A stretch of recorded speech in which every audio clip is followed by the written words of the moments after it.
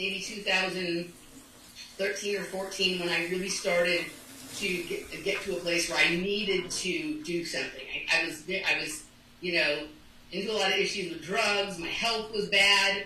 I was very isolated, and I started to do stuff to help myself instead of just continuing to look down the rabbit hole and spiral down with that. You know what I mean? Yeah. So from that point forward, was sort of the awakening that has brought me to the version of me that you guys know, or that people have seen on YouTube or whatever, on Off Planet Radio.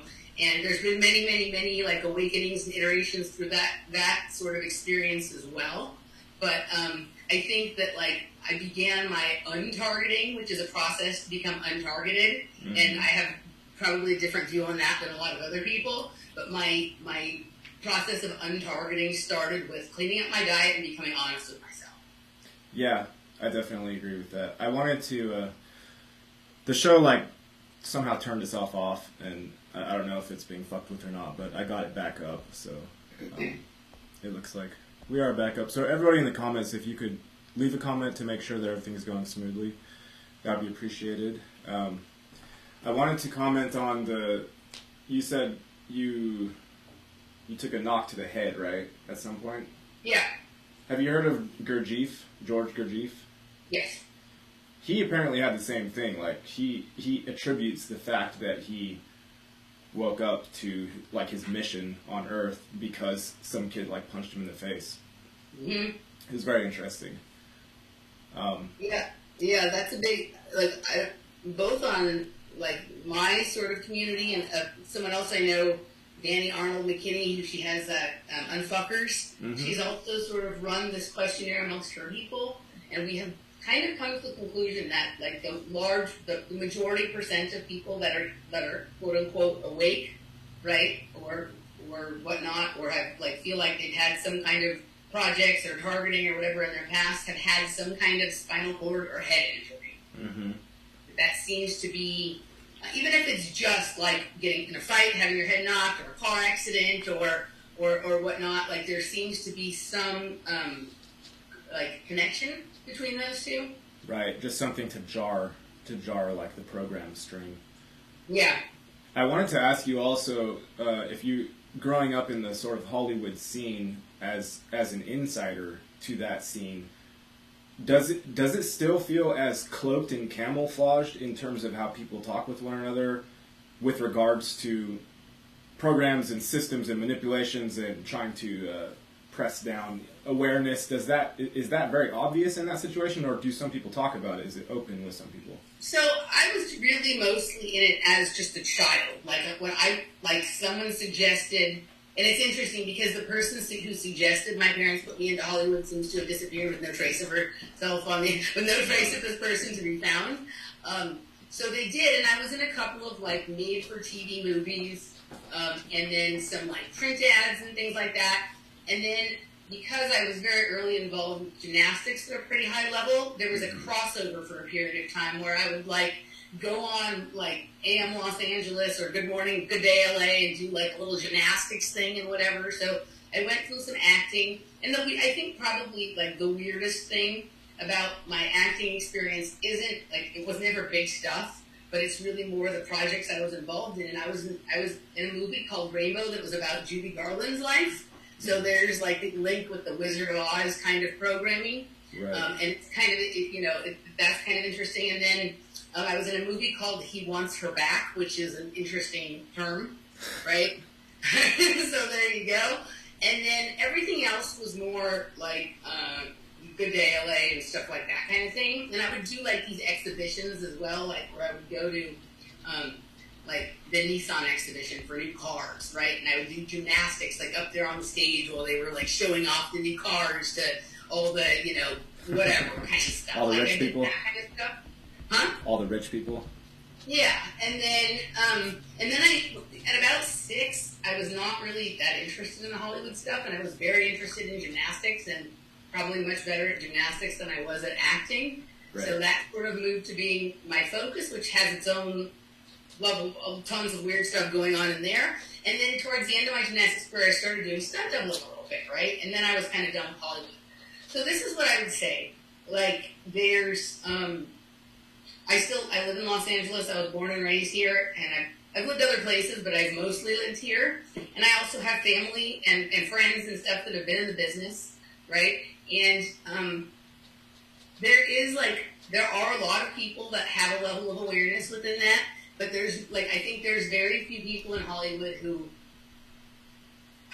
are awake at the place where, I guess I consider you to be pretty much fully awake when you recognize clearly that you are under my control to a certain extent, right? Mm-hmm. Like, the more aware I become, the more I recognize my ability to have my mind controlled, right? And I think that a lot of people think that, once they become aware of it, then they're not controllable anymore, right? And so, I think within Hollywood, there's, layers of awakeness amongst some people, but they're usually very, very hypnotized or asleep in one huge realm of their life or a few various areas. It's hard to say. I mean, it's mostly pretty gross. A lot of people are there just for what people think, the rich, the fame, the whatever kind of stuff. But there's also very weird things going on. I mean, all the weird shit that we hear about in the bowels of the conspiracy movement, that stuff does go on. And it's largely considered normal at one tier, right? And then there's other people who I know lots of people who don't even know what I'm talking about when I say that Hollywood's involved in the agenda, and they're in commercials regularly, and they've been guest stars on TV shows and whatnot. So I think it's just like in everything else, it's largely a genetically determined program kind of thing, and the level to which you're involved in it has a lot to do with not only who you are, but who you've been. Huh. Yeah, that kind of confirms how I felt. I know. Have you listened to Quantum of Conscience dude at all, Matt? Yeah.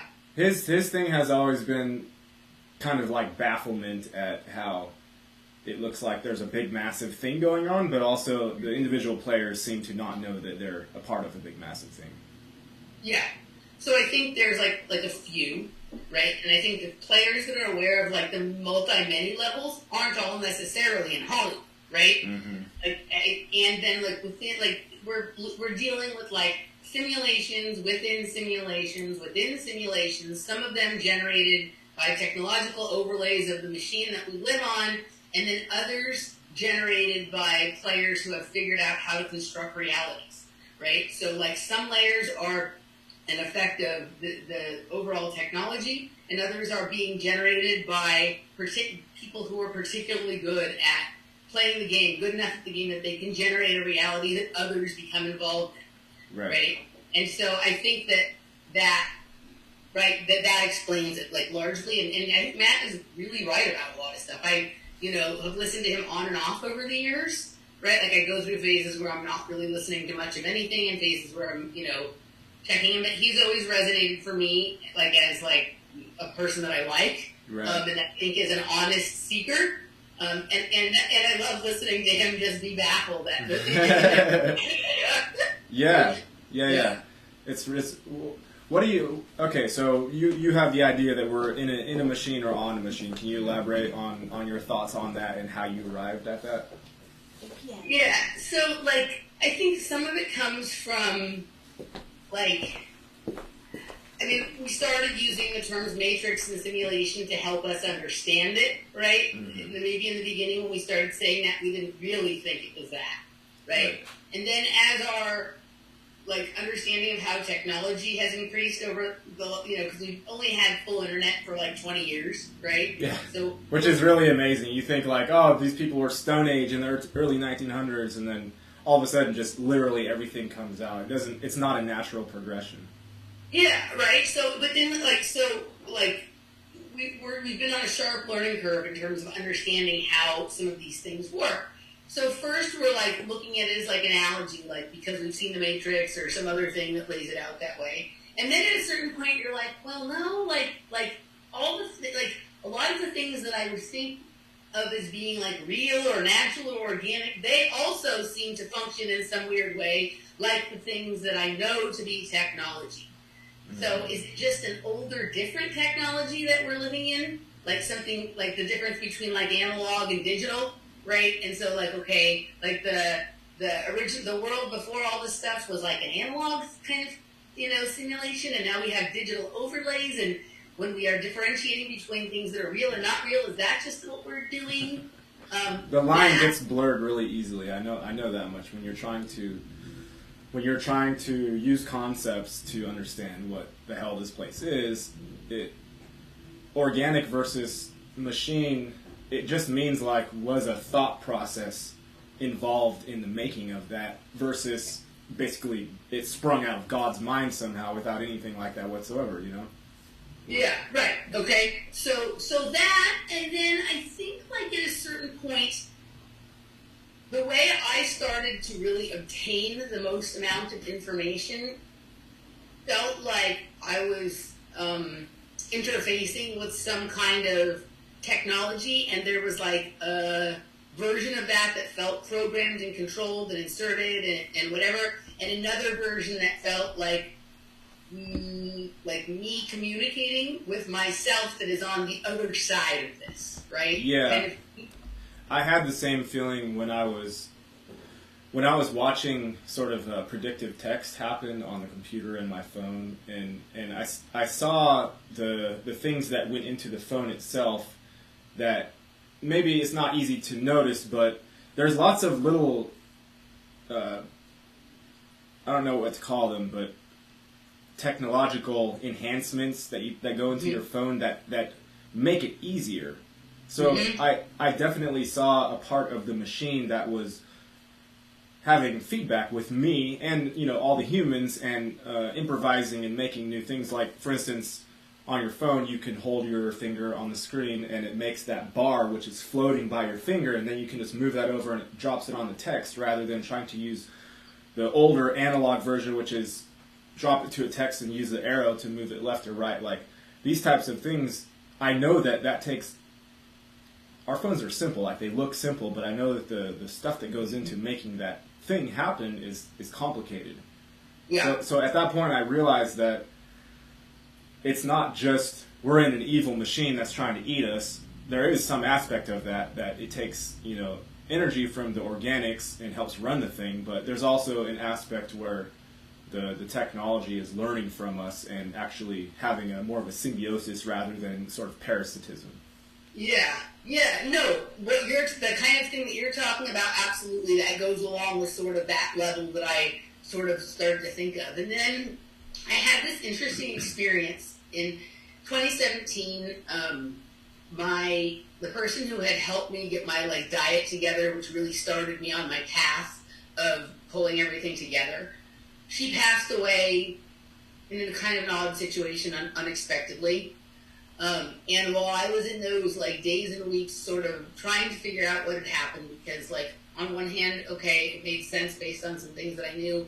On the other hand, it matched up to all these things that I know to be something else, right? And so I was trying to sort that out and grieving and spending a lot of time exercising. That for me helps me work out issues in my head, whether it's an emotional, psychological issue, or if there's a problem I'm trying to solve, or whatever. Same thing. When I go on a run, I every time I come back and I have new ideas for what to do in my creative life, it literally jogs your mind up.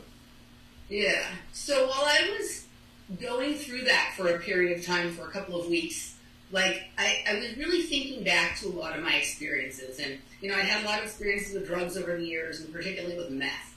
Right? Yeah. And something about the way the meth became at a certain point that was more digital in nature. You used it? You used that drug?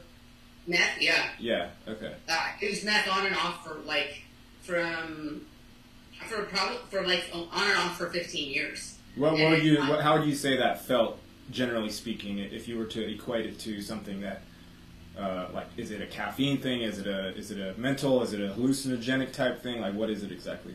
So, first of all, it's not the same today as it was when I started using it. There's been absolute changes to the drug.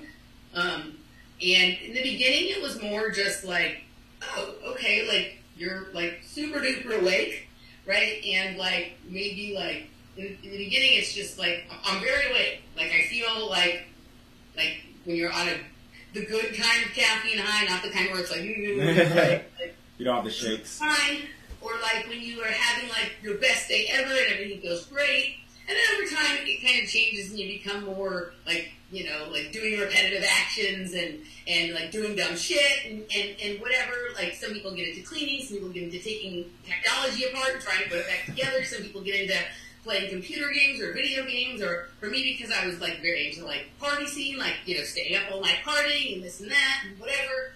But I would say that like at a certain point, somewhere around the same time that I really started to wake up, that sort of somewhere between 2006 and 2008, I started to notice like a change in it, right? And like one of the things I noticed was like the world looked like pixelated to me sometimes, like it was in little squares and boxes. Yeah. But like kind of thing, and then also like that was really when like more of like I don't know how to explain it as paranoia, because I didn't have like the kind of paranoia ever where like I thought like the cops were coming or any of that kind of shit, right? But starting to like notice weird things. Was right? this like, in the midst of meth progression? You're saying like you saw these things start to manifest as you were continuing to consume that? Yeah, so like it was weird because like you know, I understand that like with drug use as it progresses things change. But the things that are normally considered to change in terms of progressed drug use for people were not necessarily, I mean, some of those were changing for me, but that's not the stuff that I was talking about, right? And the other thing that is weird, I'm unusual in this sense, in that, like, I wasn't out doing, like, a lot of wild stuff. Like, while I was going to parties and stuff on the weekends, I was researching, going down rabbit holes, doing anything that all the people that we know were doing not on drugs, right? Right. So, but, like, weird things just in terms of, like, noticing things that didn't, like, one thing would have one quality and another thing would have another quality, right? Like, something would look like something imposed on something else. I had the same thing with weed. Like, the same thing would happen with me when I would smoke. I would look at a picture on the wall, and the picture would be something completely different, or I'm sort of half awake, you know. I'll look at something in the room. It's like the room rearranges itself. I think it makes you susceptible to what we already can do. We manifest things here. We create things. We interact with the reality, and it's pretty seamless. So it doesn't feel like you're necessarily doing that. But if you consume certain drugs, or probably any drugs, especially if you haven't found your center yet, you know, you're still kind of like floating all over the place. You will have entities or energies come in and utilize that opening that you created, and it might even be subtle, but it will push you in a certain direction in terms of perception. Yeah. Yeah, so I was having stuff like that, but also, like, I was starting to, like, just be very, very hyper-aware, right? Like, my mind, like, literally, like, some of the stuff that my mind was putting together in this state is very similar to when we have, like, a wonderful, amazing dot connector in the alternative media, like Sophia Smallstorm put things together with her brain, or, you know, the new one who's really good at it is Alison McDowell, or whatever, right? My brain was doing that in the drug state. And it's not surprising, you know, that, like, the Nazis used methamphetamine, it's been used in project programs and whatever. Yeah. So you definitely are operating at a higher function. Like, I could see, like, you know, have you ever looked at, like, you look like Neil Sanders' work, and he puts together all the stuff for Cambridge Analytica, and he shows how all the people are connected this way, this way, this way. There's, like, hubs of connection. Or, like, if you've looked at Jan Irvin's The Web Brain and the way he connected all the people who were involved in, like, psychedelic mind control stuff. Have you ever looked at any of that? I haven't heard of these people, but it's good information, I'm sure. So, let me show you something, just so I can give you an example of what I'm talking about. Okay, can you screen share with me so I can show you? What am I clicking? Share screen? Yeah, so click. So when you click your share screen, there should be like a little arrow that will say allow other people to share screen. Advanced files. Share. Or if you go over to my name on the side where the participants, and you push like the more options, it might say like make co-host or allow to share screen or something like that. Right. I think I can. Let's see more. If I make you host, you should be able to do that, right? Yeah. Okay. Yeah. Okay. So you're the new host. Okay, so let's see. All right, cool. Now I can share screen. So this is the web brain, and this is just an example for something I was using for a show recently. Like I was researching Gordon Wasson, and these are all of the people, movements, or projects that they were able to find he had connections to. So see how that lights up? Oh, yeah? Okay? Wow. So my mind was doing this. Like, I would be researching, like, a couple of different topics. Like, you know, and this was back before we all knew all the things we know. So I'd be researching mind control, maybe researching, like, something about chemtrails or Morgellons or whatever, and then something about pedophilia. And my mind started to be able to understand where the connections were between them before, like, all the people who were dumping that information had started doing it, right? I was starting to see this, like, crazy layers of connections to things. Yeah. That, like, it was, like, you know, like, and because I was on drugs and not, like, one of the things drugs, like, did with me is it made my mind go on overdrive and able to see anything but not able to communicate it to other people, which inevitably makes you look and feel crazy, which drives you into isolation and all of that kind of stuff, right? Mm-hmm. So I was having those experiences, but I was also, like, hearing from a lot of the people that I would, like, come across when you're doing drugs, things that many years later I would hear from people who say they're targeted individuals, right? So I think that one of the first places that they experimented with some of the nanotechnology and the smart dust and things like that were in the meth, right? Because that's a population that nobody cares about, and that if they are saying things that sound crazy, it can be written off to, well, they're on meth, right?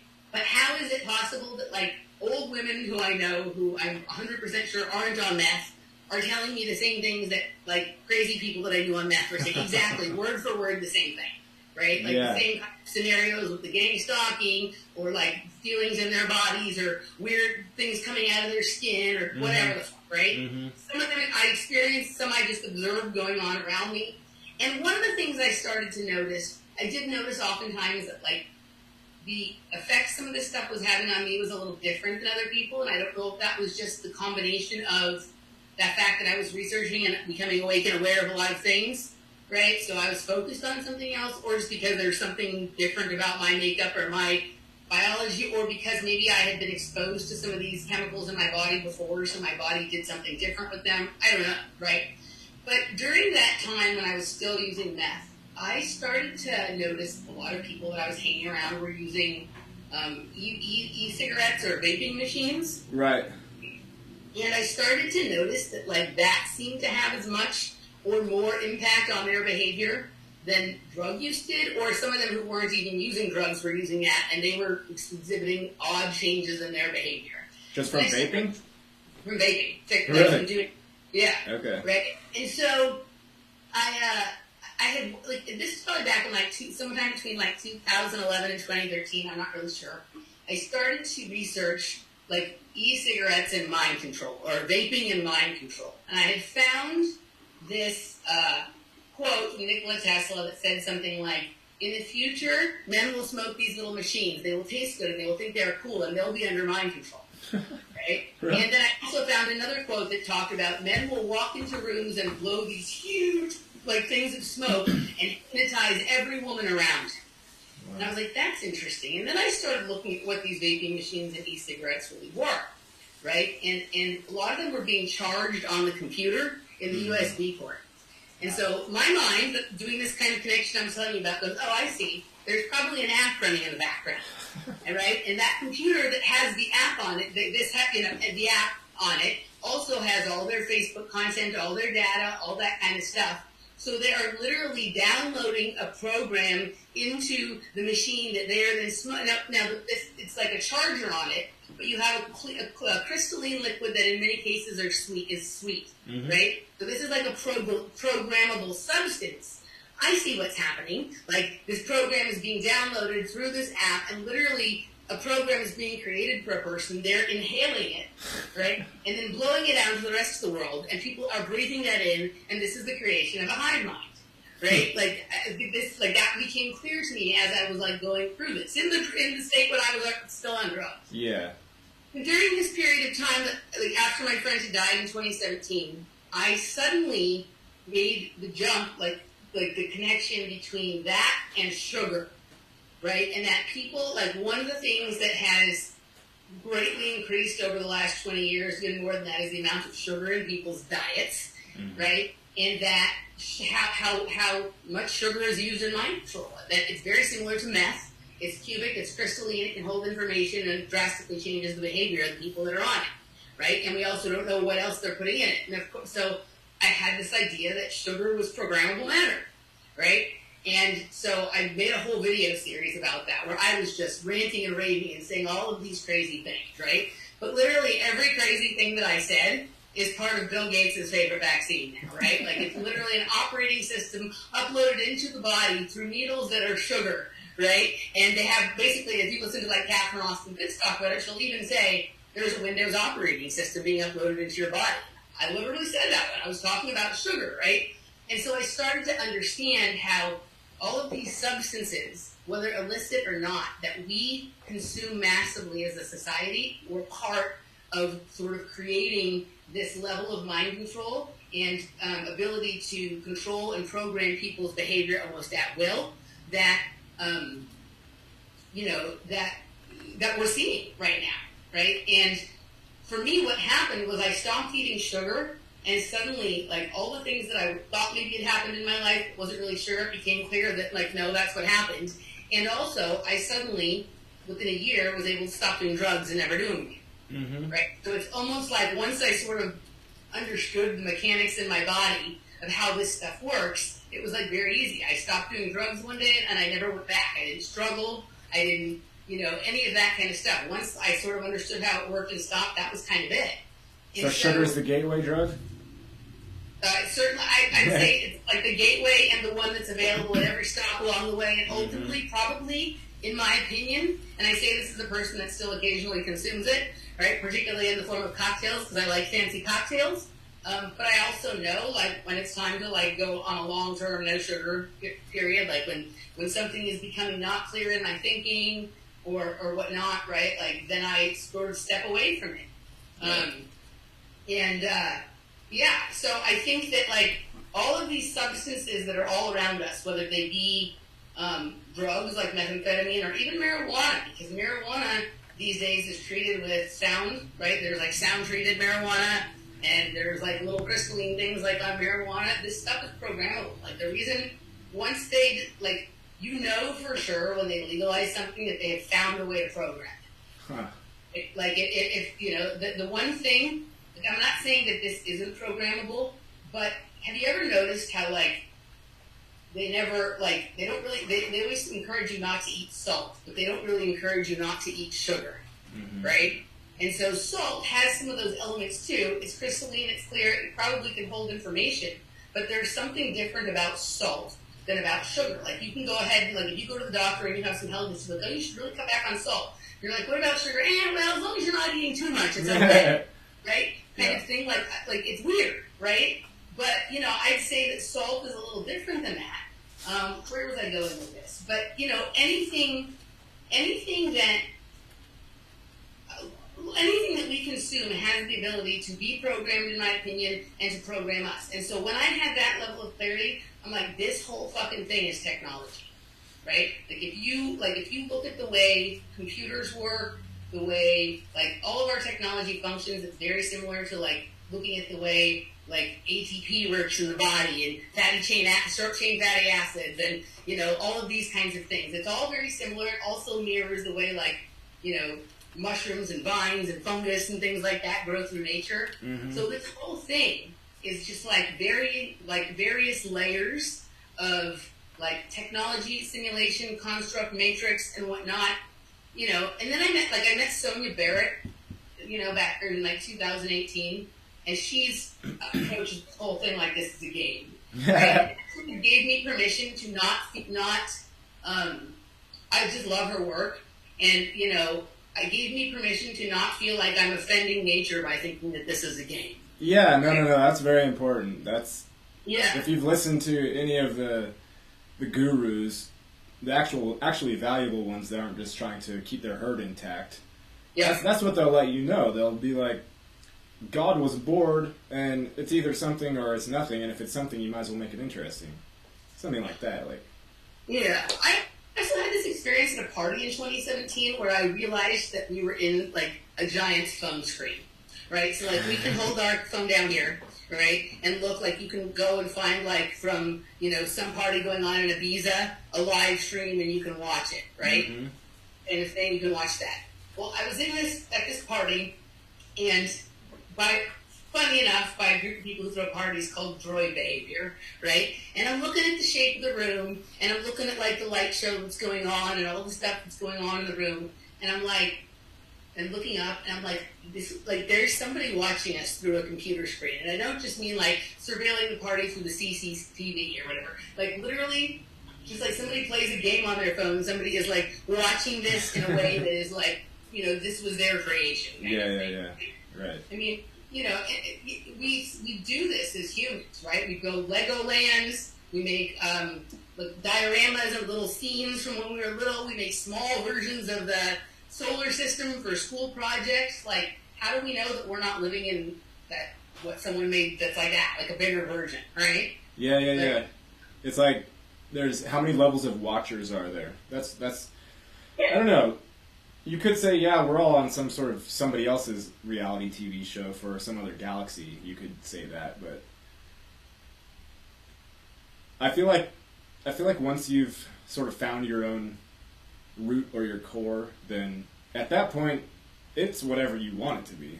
It's whatever you want. You already know that the words themselves, although they do connect with the reality itself, there is something that's deeper than that you can connect and interact with without using the conceptual overlay. And then at that point, words become more like playthings or just ways to play with the other characters, and the whole thing is not quite as heavy as it used to be. Totally. So here, I'm going to ask you a couple questions. So you kind of came across my screen probably somewhere back around 2017 or 2018, and I watched a couple of videos, and it intuitively, I just liked you, and I was like, okay, this guy's okay, he's for real, I like him, or whatever. Yeah. And then I went through like a long period of time where I wasn't consuming any media, so I haven't sort of tracked the arc of like where you're going with stuff. But it seemed when I was watching your early videos that you were like really waking up to what we're kind of talking about right here, right? Mm-hmm. And you were still like, you were obviously curious about it, and in some ways bothered by it on a certain level. Very bothered.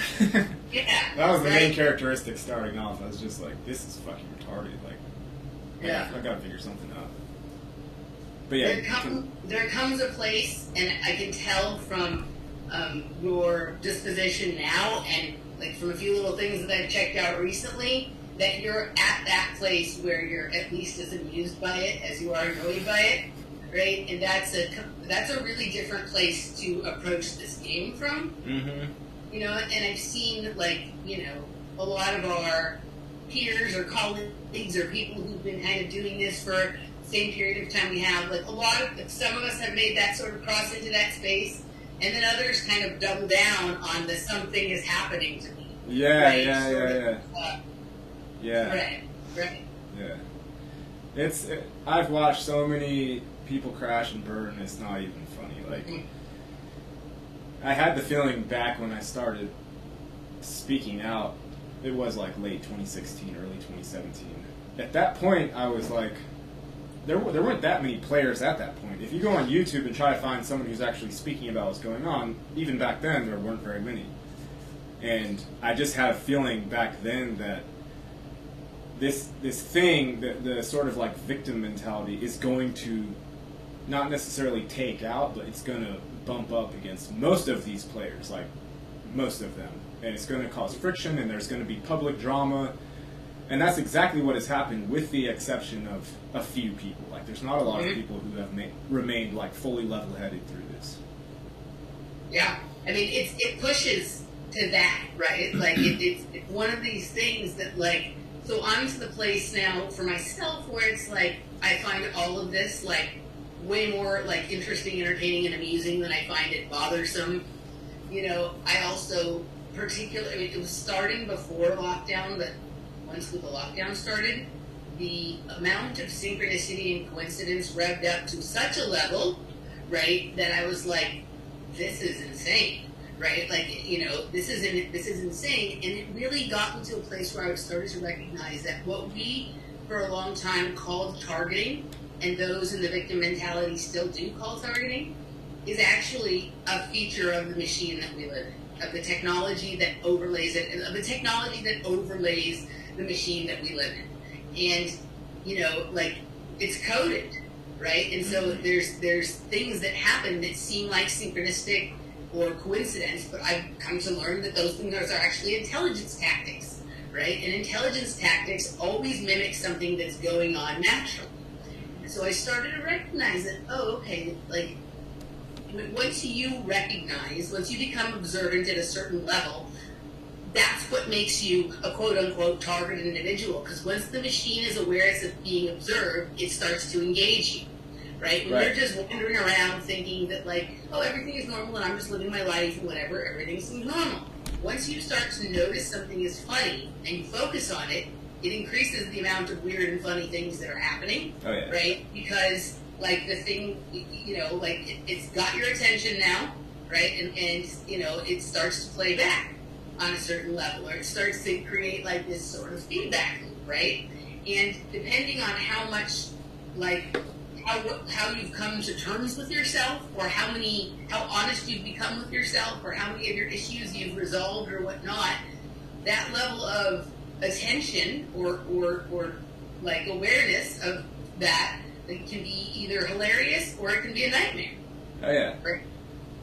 I discovered also pretty early on that the genuine emotions that we have, that is the main currency that actually exists here. The money system is loosely related to it, but not directly.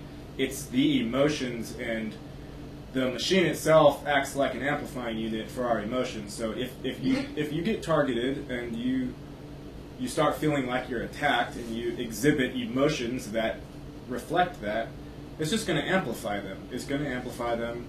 And the further you go into that, it's the Chinese finger trap thing. It's just going to keep on going further and further until you actually see that you have a hand in it.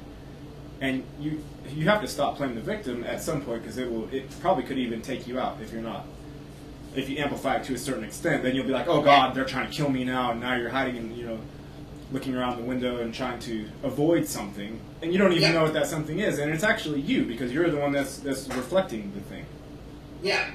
Well, I think also, like, you know, some of us have very great observation skills, great imaginations, great creativity, and so a lot of the more unusual aspects of these quote-unquote programs are actually being generated by our own minds, right, to a certain extent.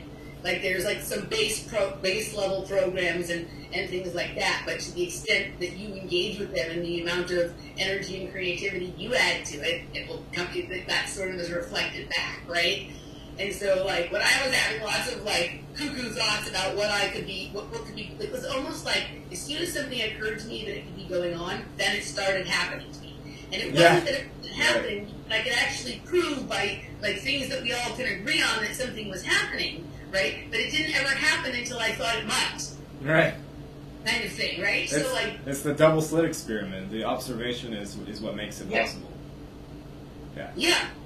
Right? And so, like, you know, it's an interesting space to be in, and, like, you know, okay, so, like, you're aware of the machine, you know, like, I don't think whoever initially created this idea was to trap everybody. I think that's, like, overlays that came in, right? Like, I think that, like, we live in a magnificent place that was designed by a brilliant kind of creator, and we're all fractal, small versions, both of the person who created it and the creation itself, right? Kind of thing. Mm-hmm. And then what happens is, like, certain people figure out this information before others.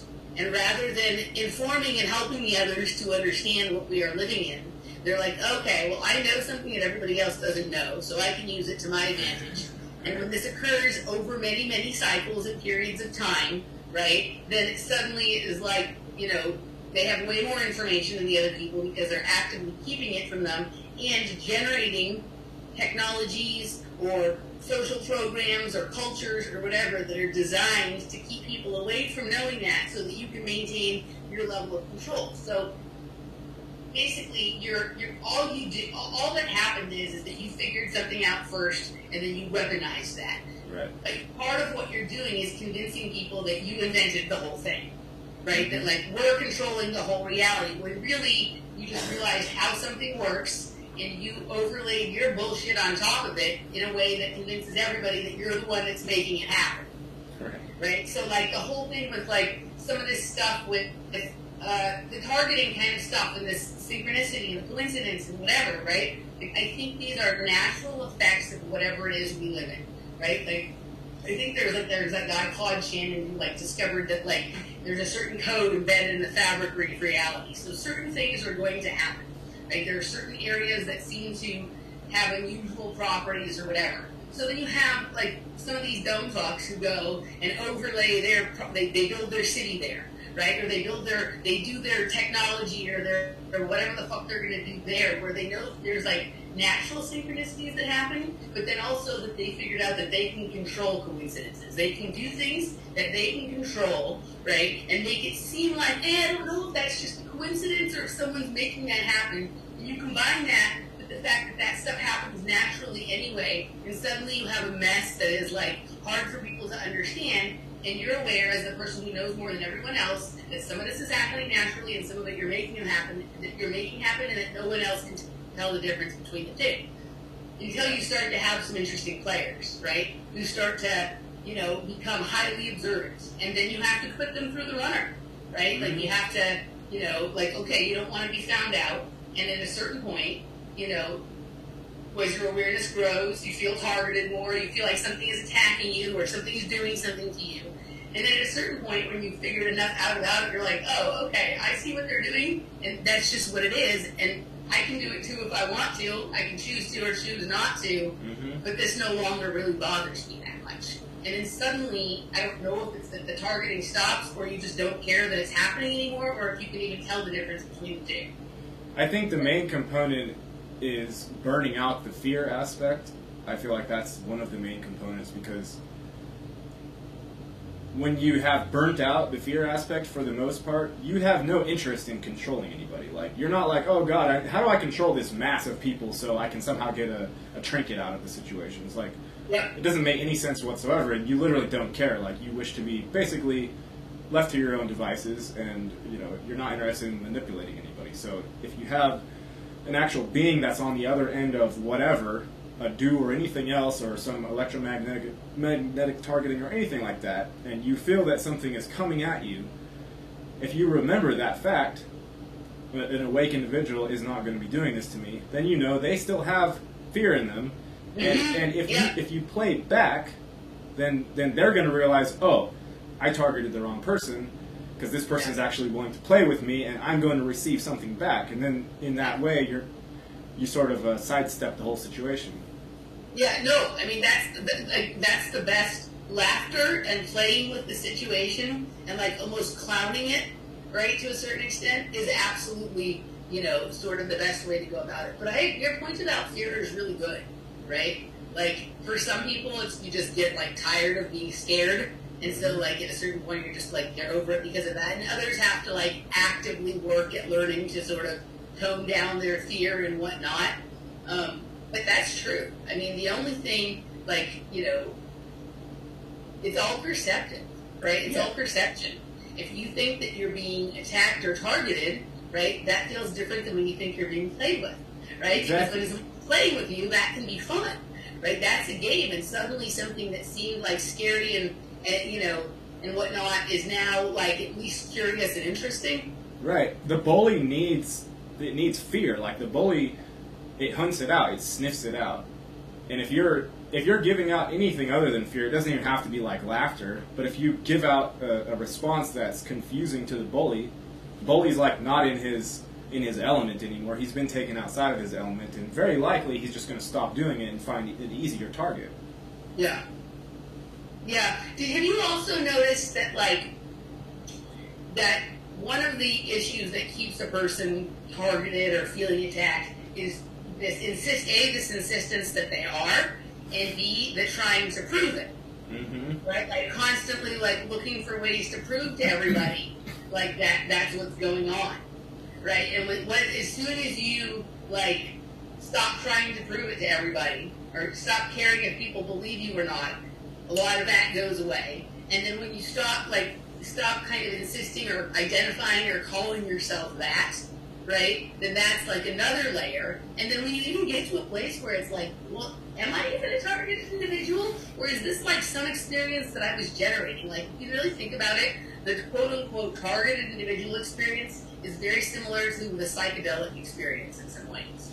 Yeah, right? it's a bad trip, right? It's what it is. Yeah. It's a bad Yeah. trip and that you haven't taken drugs to enter into. It Yeah. is. It's like...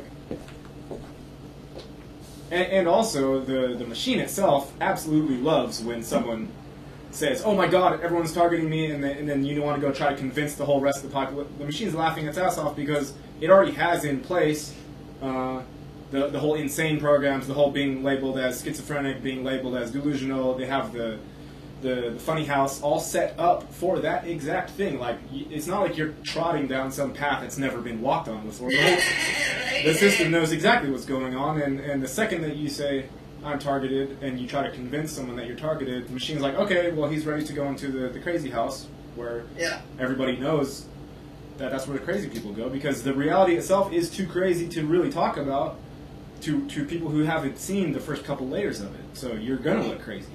Have you ever been approached or had any interaction, like in real life, like out there on the street, with like one of these people who like drives around with signs on their car that says they're a targeted individual, or like wears T-shirts and passes out papers that say it? I've never come across. Someone is saying Candace is trying to say that targeted individuals are real and torture is real. I am not saying that doesn't exist. I'm not saying that torture does not exist. I'm saying there is a methodology with which to confront what is happening that is useful. Yeah. Simply reacting and simply saying it's real and I know people are being hurt. This whole place is a gaslighting incident. This whole reality is one giant gaslighting situation. So if you sit there and say, "Oh no, bad things are happening," that's obvious, but there has to be there is a more correct way to approach. There's a more useful way to approach the situation than just saying people are getting hurt. We know that's the case.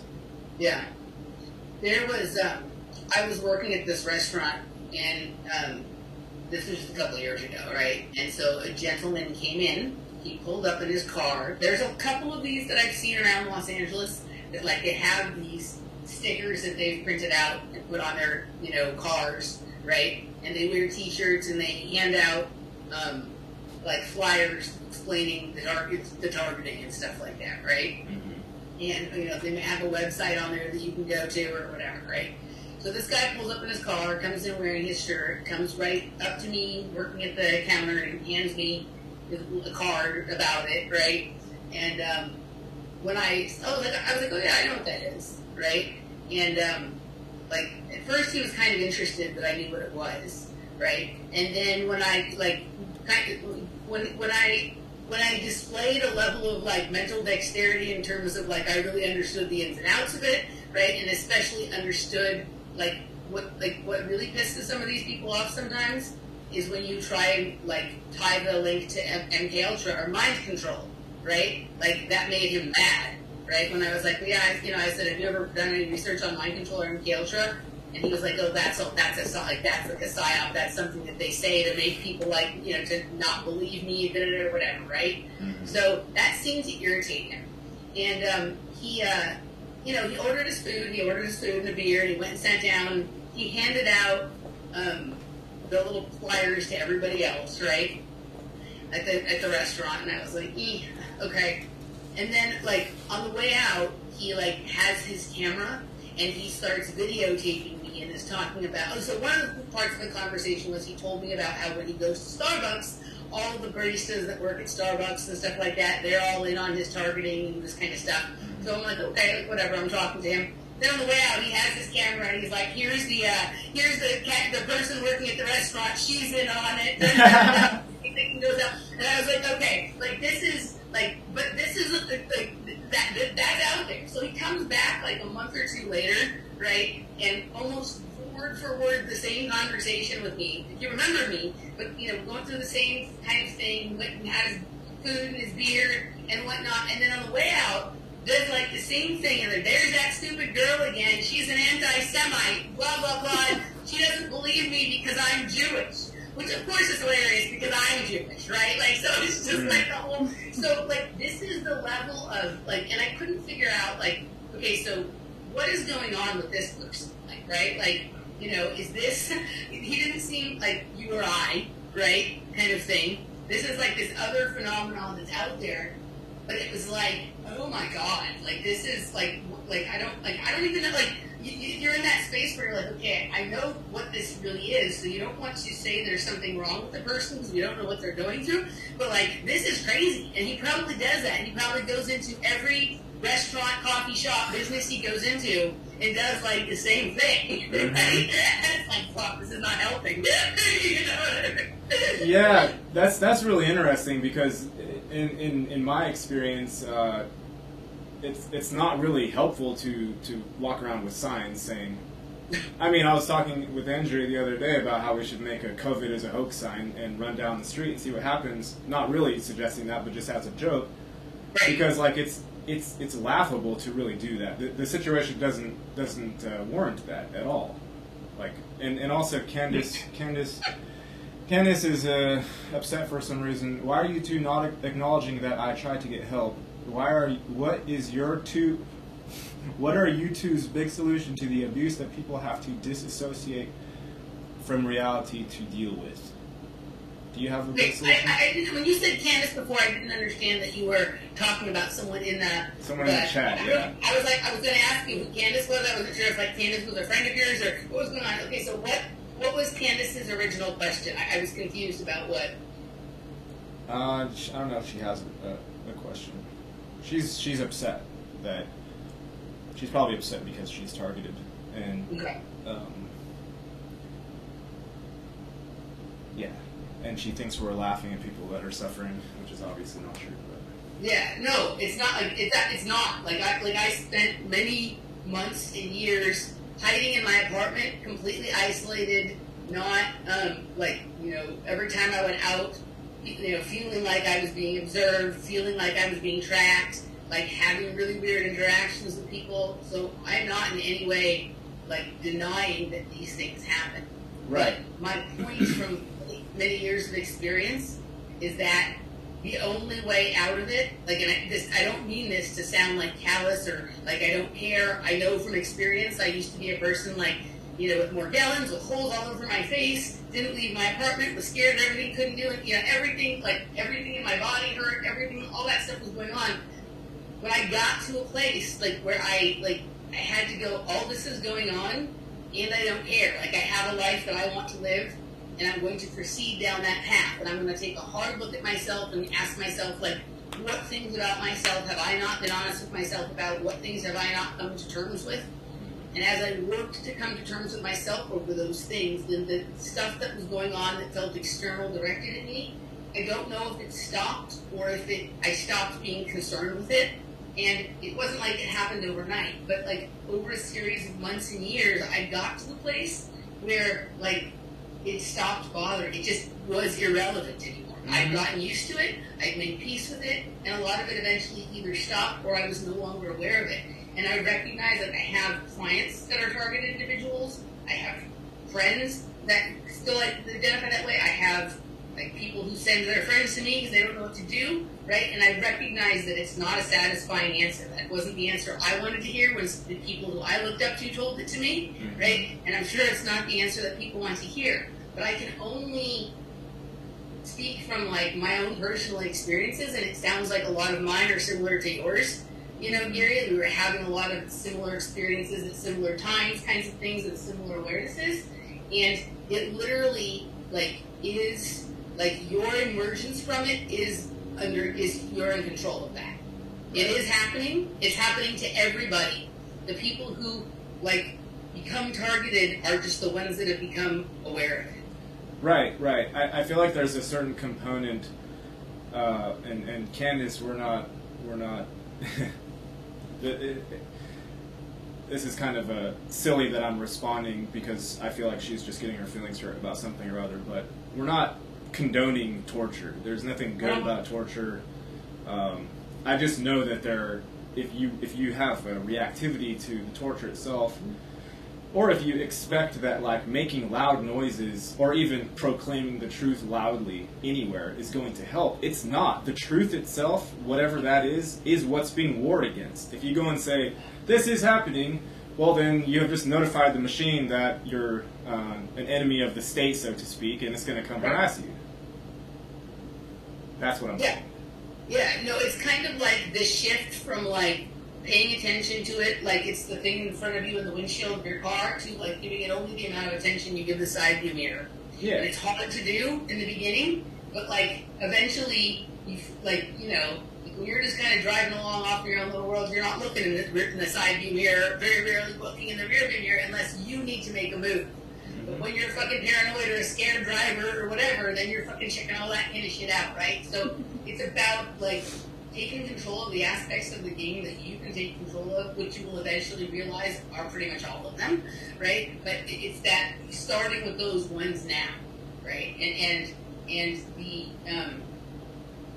you know, in some ways it's like congratulations. You've got, when you have become aware that there's something funny going on, like your awakening process is well underway, and you are on your way to becoming a really skilled game player, if that's your desire. Right? If you want to be skilled at this, if you want to be unique and imaginative in the way you express yourself and deal with the reality that we're all living in, right? Kind of thing. Like, it's just, for some people, they're not aware of it, so it's not real for them. You know? Right. And it's not our place to make that a reality for everybody. Yeah. I mean, if you're happy with your 9 to 5 and, you know, drinking a beer every time you come home and watching TV, fine. But that reality's not even existing anymore. It doesn't exist. So, like, everyone's being forced to confront that something is off kilter, and the TI phenomenon is one aspect. It's not the whole entire thing. Unless you would like to say this whole machine abuses consciousness, like Becky Barron says, and that's like its function and its role to feed whatever else is attached to it. Yes, you could say that, but Who said that? Becky Barron. I don't know who that is, yeah. Okay. Look up Becky Barron. She's very nice. I've had her on a couple times. Okay. Candace says, and I'm not going to keep responding too much to her questions and whatnot, but why do people not say abuse is wrong? Okay, it's a manipulative statement in and of itself. Like, you have no say to try to get somebody to say abuse is wrong. Like, the situation is as it is. We're all inside the situation, and me saying abuse is wrong does not solve anything. Everybody knows that abuse is wrong. It's very simple situation. It's kind of like another like saying that people have tried to force people to say over the last couple of years, when it's an obviously self-evident truth that shouldn't need to be announced. Right. Yeah. And it doesn't solve anything. Yeah. Like, people have been walking the streets of San Francisco with the fallen gong signs and saying organ harvesting is happening over in China, and that doesn't solve the fact that organ harvesting is happening over in China. It can be helpful to shed more light on situations, but this system itself, which has thrived on abuse, when someone like yelling that abuse is happening is already known about, and it's already taken care of to an extent before you even open your mouth. Like, you have to be more subtle in your approach. Yeah. Yeah. Are you from San Francisco? Where are you from? I know you're from California, but where were you living when you first started making videos? I was in Fresno. That's what I thought. Okay. I recognized some of. I figured you were from Central California. Okay. I grew up in Central California. It's hot as fuck and dry and pollution. I know LA is really polluted too. I used to volunteer at a camp in San Bernardino up in Big Bear. Mm-hmm. And the first time I came down, I looked out to LA, and it was just like a Super Bowl of black, like soot and filth. And I was like, oh my god, I'm going to descend into that and breathe that shit. But yeah, it's not as bad as it was. Like, they've done a decent job of cleaning that up. You don't see that so much from a mountaintop anymore as you used to, but particularly like back in the 80s and into the 90s and stuff like that, for sure, yeah. Yep, we're in Colorado now, and it's like night and day. Even the people themselves, the people are more alive here. Like in California, I feel like most of them are in the snoozing state, and it's just It's different here. I've spent a fair amount of time in Colorado. I'm from here, so like California has, just like yourself, I was born and raised here, and it's morphed and changed over time, but really it's probably more me that's morphed and changed, and so just the way I see things is different. Yep. Like I have a lot of really cool, really good friends here, but I've also lived other places all over the country, and I've spent a fair amount of time in Colorado, mostly in Colorado Springs. The people are like different everywhere. I mean, I've lived in New York, I've lived in Arizona, I've lived in Texas, I've lived in Washington, D.C., West Virginia, and whatnot. It is different. It's a little bit different everywhere. I mean, obviously, like California at this point, it's like pretty crazy what's going on here. But like, I also have some of my really coolest friends who are like the most awake, aware, best game players I know. Like, so Barrett that lives here. You know what I mean? Right. So it's kind of everywhere, and places like right now, like a lot of the Hollywood is moving to Texas, right? And so that sort of changes the overall makeup and whatnot. But Colorado's an interesting place. The weather there is weird. It's like hot one day, snowing the next, then hot again, then raining, and then hot, and then snowing. I'm enjoying it. I've never lived in a place that snowed really. Like we get one snowflake in Fresno per 10 years, and it's a big old. It's a big old thing. It gets in the newspaper and stuff like that. But out here, we've already had like five or six big snows since we moved out here. It's pretty nice. I'm enjoying it.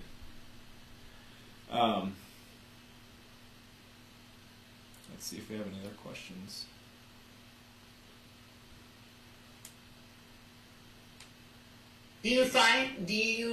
Has the relocation changed, like, other than like the people and obviously like the geography and stuff is different, but like your experience of the game or the simulation or the machine or like the overlays, like is it different or is it like coherent? Are you still recognizing the same like elements or the same makeup of things, or is it a little bit different but mostly the same? Like, how is it for you? Well, it's different for us in that well, for me personally, I have work now that's actually conducive to my own self. All the work I've had in the past was I was not recognized for any skill or talent or no raises. I was mentioning earlier, like I just got a raise at this work that I'm at now. It's like the first raise I've ever gotten in my entire life. So like we're actually it's kind of ironic because the world is looking like it's falling to pieces, but we're in the best situation we've been in, or Andrea and I, since we've met, a couple years ago.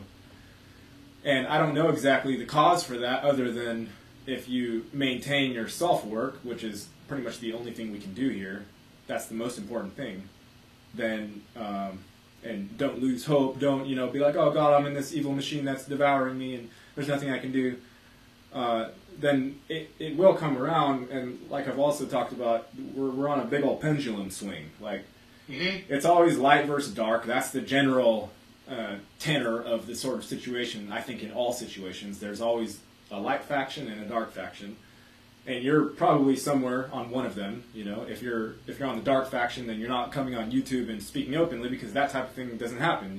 That dark faction is manipulative and abusive and steals energy and stuff like that. So they're doing their own thing in their dark rooms, and people who are of the quote light side speak in different ways. It's just a different thing. But I think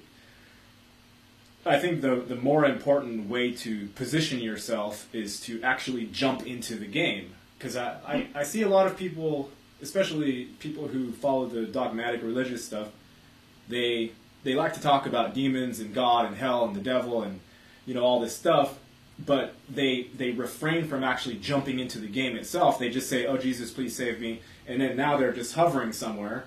And they don't have to even take the first step into the layered reality, because the layered reality actually, their Bible and everything is describing the actual layered reality with actual demonic creatures, actual angelic creatures top to bottom, and it's actually a fascinating thing that's going on, which they're removing themselves from by saying, I'm too scared of the devil, so Jesus, please save me. Yeah. Yeah, no, I think that's a good point. Like, I agree with you, actually. For me, like, this has been probably the best time for me as well. Like, in some ways, having everything sort of stripped down, like less distractions, more time to focus on my work and like, when there's less like chaos and noise and things like that, like you can like really observe the makeup of the construct or the machine or the simulation or whatever, and start to really pay attention to things that, like when you're running around, driving around in traffic, like you're on one level of reality then, but when everything kind of quiets down, then it allows, especially for someone like me who like, I like a lot of action, right? And so I don't spend like a lot of time just like observing like little changes around me necessarily, unless they speak to me on a certain level. But when things shut down, suddenly I was observing things that I normally don't pay attention to, and going, that's kind of interesting, and really starting to play with them and understand how that works. But I agree with you, like the jumping in and the playing and like the meaningful work, right? Like even if you're not necessarily being like paid like as much as you would like to be paid, when you feel like you're doing a good job and people appreciated it and you're seeing like something improve or something grow and build on top of it or whatever, like that is everything, right? Yeah. When my life was a mess, I used to have this idea in my head that I couldn't like move forward until all of the things that I thought were wrong with the world were fixed, like, right? And then I'd be able to do the thing that I'm brought here to this world to do, kind of stuff. There's nothing farther, it couldn't be farther from the truth. Yeah. Right? Like, literally, as soon as you start putting one foot in front of the other, things start to sort of happen in that sense. Also, I don't think the machine is evil, nor do I think it's like super kind, right? I think it just is like what it is, and it functions how it functions, and you can like figure out how to be in resonance with that, or you can choose to like fight it and be in resistance to it, right? And like it's a different thing than like somebody's doing something evil and you decide to join it, right? Like, if there's like you have a computer, right? And people who always think that they are going to have computer problems, they always have computer problems. Oh, yeah. And people who don't think like that, they don't seem to. And I think that what we're living in is like a similar thing, right? And if you understand how it works, you can start to sort of attune yourself to that, and then you can, be a better game player or a better free agent kind of from that spot. But I don't think, obviously we live in a world that we have people who are designing technologies that are intended to be evil. I don't think that's what the earth or the world is. I don't think it was a machine designed to, ensnare and trap or whatever. The fact that, like, in some ways that's what it's been used for doesn't mean that that's the only thing that can happen, right? And I think the people that do all that yucky crap, they figured out how to be in resonance with the machine, so then the things that they do are amplified and whatnot. We can do the same thing, right? We can become sort of in resonance with what is here, and then use that to amplify the things that we like or that we think are good or the game that we want to play or, whatever it is. Like, I just, I don't know, like I become increasingly, like bored by the narrative, right? Yeah. That like all of these things are being done to us, and we live in a place that is, undoubtedly evil and blah, blah, blah. And there's all these entities and demons. Like, I don't know, whenever I've had issues with entities and demons, it usually stemmed from something that I was doing. Mm-hmm. Yeah, you're not just randomly fucked with. That's the thing is just, it's simple self-responsibility, very simple. Like, take stock of what's actually going on in your life and make sure that you yourself are okay with the things that are going on with your life. If you're not okay with it, then do something about it. That's the beginning and the end of the story as far as sort of the evil, right? The evil side. You need to take stock in your own personal life and make sure that you're okay with stuff that's happening. And if you're not, then do something about it. Aside from that, you don't get to have say in how the thing goes down. If you walk outside with a I'm a target individual sign and do whatever you do, and you don't have, you're not received with open arms and hugs, and thank God you finally came out and told us about this horrible thing that's going on by everybody, you have to accept that. Like, you got to accept what happens from your action, right? It's the people like to mentally masturbate about everything, and they say, oh, well, everyone's judging everyone else, and they're like, oh, well, Gary and Emily are coming on the show, and they're not, like, screaming that abuse is bad. Okay, that doesn't mean anything. That's not saying anything whatsoever.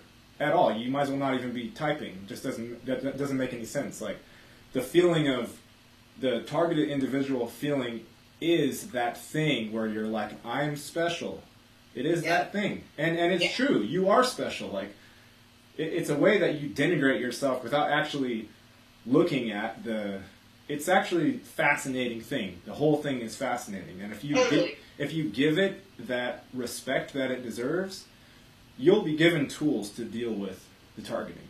Completely, and I'm glad you brought up that thing about, like, that I'm special thing, right? Mm-hmm. Kind of, I've noticed that a lot, like, too, and it's something we have to confront within ourselves, right? Like, what is it in me that would lead me to believe that there's, like, teams of people that are paid to bother me, right? Like, kind of thing. So that's a pretty, like, and that's part of the whole trick, right? That's, like, how we get people stuck into kind of some of that stuff.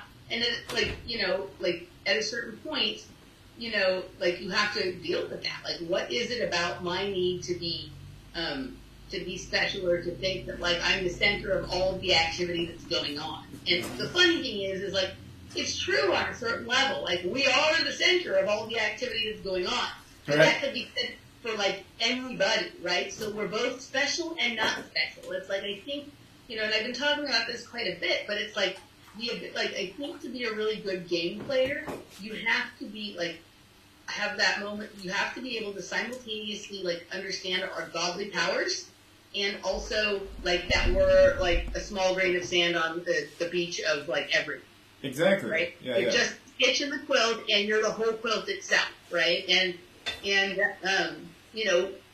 we're all susceptible to having our minds controlled, and we should be responsible with our words and our actions, because especially when you're people like us who are on the YouTubes, there are some people out there whose minds are being persuaded and controlled by the things we're saying and the things that we're doing, right? And I think there's like a tightrope, like a balance between, like, knowing you're a God and understanding that you're a grain of sand on the beach, and, like, acknowledging that you've had your mind controlled and probably on many levels still continue to, and also know that you have within you the power to control your own mind and that of others. Like, there's this very fine line to walk between that, and I think, like, that's the skill to develop, right? Like, that's when you become that sort of really masterful but conscientious game player. Right. I feel like we've been given the template up until this point, especially through the gurus that, you've probably listened to a few of the gurus. It's the humanity itself has not always had that feeling of, I'm a piece of the Godhead and I'm also a player at the same time, and none of those things are actually special in and of themselves. Yeah. We haven't been at that spot for the most part because the religious institutions say God is over there and you need to bow and scrape, and hopefully, He'll notice you at some point and save you from hell. It's just that we've been fed the programming that says you're worthless and, Jesus hopefully will save you.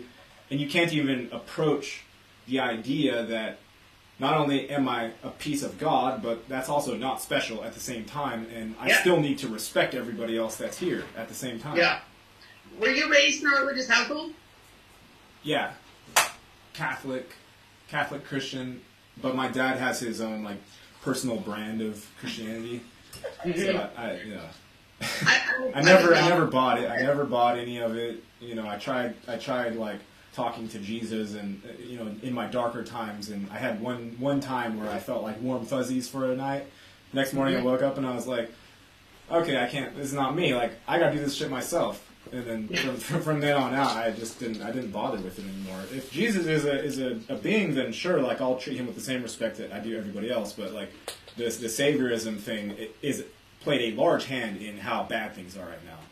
Yeah, no, absolutely, right. And it's funny how people who are very, like, anti-religion, like, go about creating, like, gods and icons in other arenas than religion that they then treat in the same way, right? Like, it's hilarious to me how, like, people will make fun of, like, Christians, right? But meanwhile, they do everything that, like, Fauci says, right? Kind of thing. Like, this person gets on and they speak, and because they say it must be so, right?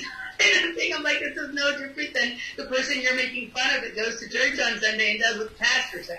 Yeah. the amounts of multi-layered hypocrisy is really astounding. Like when I see some people speak and they're trying to talk shit on one side of the thing, but then they themselves are standing on another pile of shit that's like worse than the thing they're talking shit on. Is like, what? Why do you need to do this? And who are you trying to convince? Like, every time someone's trying to convince anybody of anything, it means they still have not done the self-work to come to their core and find out, oh, you know, this world is a phenomenal, illusory existence, and it comes and goes. Yeah. And then there's the spot that holds everything, which is also me. And then you can let go of the whole fucking thing and play the game, because like, if you're here, you might as well play the game. What? Or else go hide in a cave or something and become enlightened. You know? You still try to convince people of things? No. At all? That you never do it? No. Yeah, me either. I have no need to. Yeah.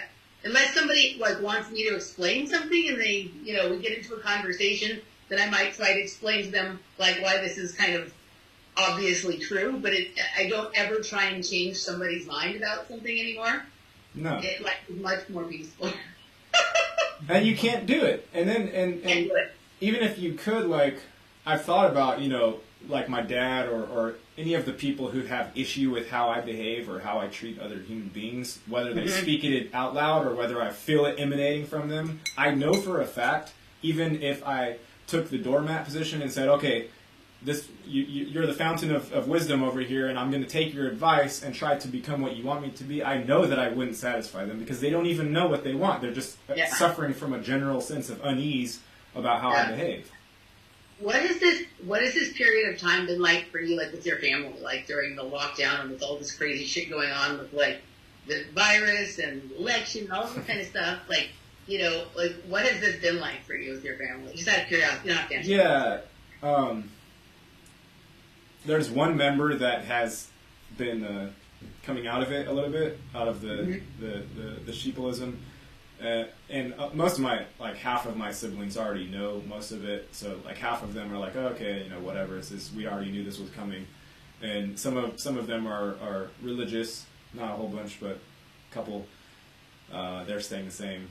And I think for the most part, they haven't changed that much, honestly. There's only one family member that I have seen sort of grow with this situation. The whole rest of them are either staying quiet or they're just not exhibiting any different behaviors, which is that also is baffling to me. Like I can't see how this situation can have gone on for an entire year. Like the amount of ridiculous shit that went on in 2020, that you can look at that and be like, oh yeah, wake up, go to work. It's not even a work to go to anymore. How are you gonna like? I don't understand it. Yeah, it's interesting to like just observe and whatnot, but you know, like with my own, and I'm just, when I say this, I just mean like my sister and my dad, like my closest people. Like no one's moved it. Like no one. I'd say maybe I'm the only one who's moved at all. Like I've become, like, in terms of like what I think is going on in the world, right, kind of thing. Mm-hmm. They haven't changed at all, but it's been kind of interesting. It's like there's no longer like a fight between us to try and get the other ones to believe what you think or whatever, right? It's kind of like my dad's doing what he's doing. I don't understand it, but I don't feel compelled to try and change it or influence it anymore. Same with my sister. But also, like, they're not calling me stupid or crazy or telling me not to do things that I'm doing or whatever. It's weird. It's kind of settled into some sort of like mutual acceptance, you know, kind of thing, that this is who this person is and what they're going to do. And I don't know. I don't see how we're all going to end up in the same world together, right? So in some ways, it's kind of like enjoying your final days of like existing on the same plane, you know, with each other.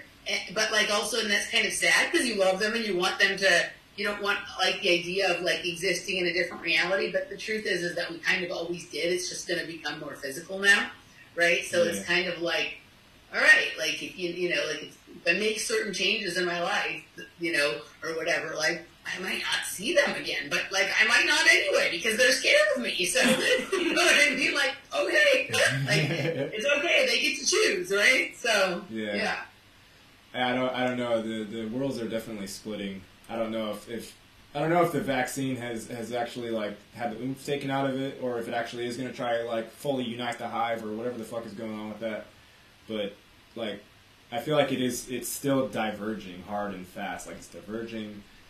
worst case scenario everyone thinks is that you need a vaccine passport to do anything, and we might have to run into the woods and sort of survive on acorns and berries and whatever. But I don't know what's actually going to happen with it.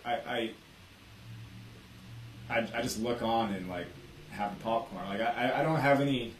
This situation is less impactful on me than all of my personal stuff that I went through when I was coming out of it. Like totally, right? This is a walk in the park compared to the boot camp. That like getting to this space of knowing this stuff was coming like 10 years before everyone else did, and having to live through that isolation of like having a different set of ideas about the world than everyone else you knew, right? Mm-hmm. Like kind of thing. That was way hard. I agree. I say the same thing to people. They're like, how come this stuff doesn't seem to bother you? I'm like, I don't know. I already dealt with it 10 or 15 years ago, right? Let me run this version of things by you and see what you think. So, let's say we live in a machine that was designed by this masterful creator, kind of thing, right? And that wants us to know that we can be a creator on that level as well, and is seriously annoyed that like people have not stepped into their abilities and their powers and all of that kind of stuff, right? Mm-hmm. And amongst those include things like teleportation, or like the ability to move through realities, or to be able to experience a place without necessarily having traveled there on a plane or whatever. So by shutting things down, by locking things down, by making like certain modes of transportation or the way we do things, like by closing those down, it forces those of us who are going to ever do it to like do it now. Mm-hmm.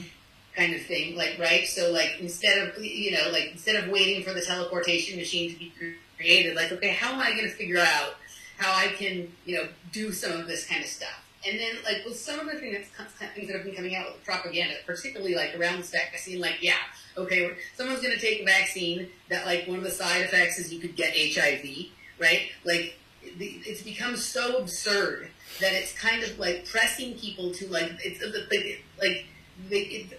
not believable to the creator of this entire scenario that like people are still not getting it, right? Mm-hmm. That like you're much more magnificent, you're capable of so much more, that like all of this kind of stuff. And so it's almost like daring us and forcing us into a position. The people who just won't, like they're just gonna like kind of peter out, right? Yeah. And everybody else is going to figure out like, oh, I guess I don't need to fucking pay $700 to take a fucking flight across country. I can figure out how to do it myself, kind of thing, right? Like I think about that as well. Like this is like the ultimate challenge, from nature, from the universe, from the creator, whoever that is, whatever it is, to like step it up. Yeah. Yeah. Someone had a question for me. Does your family think you are far out, Gary? Do they subtly undermine you? Or do you just not bring this information up?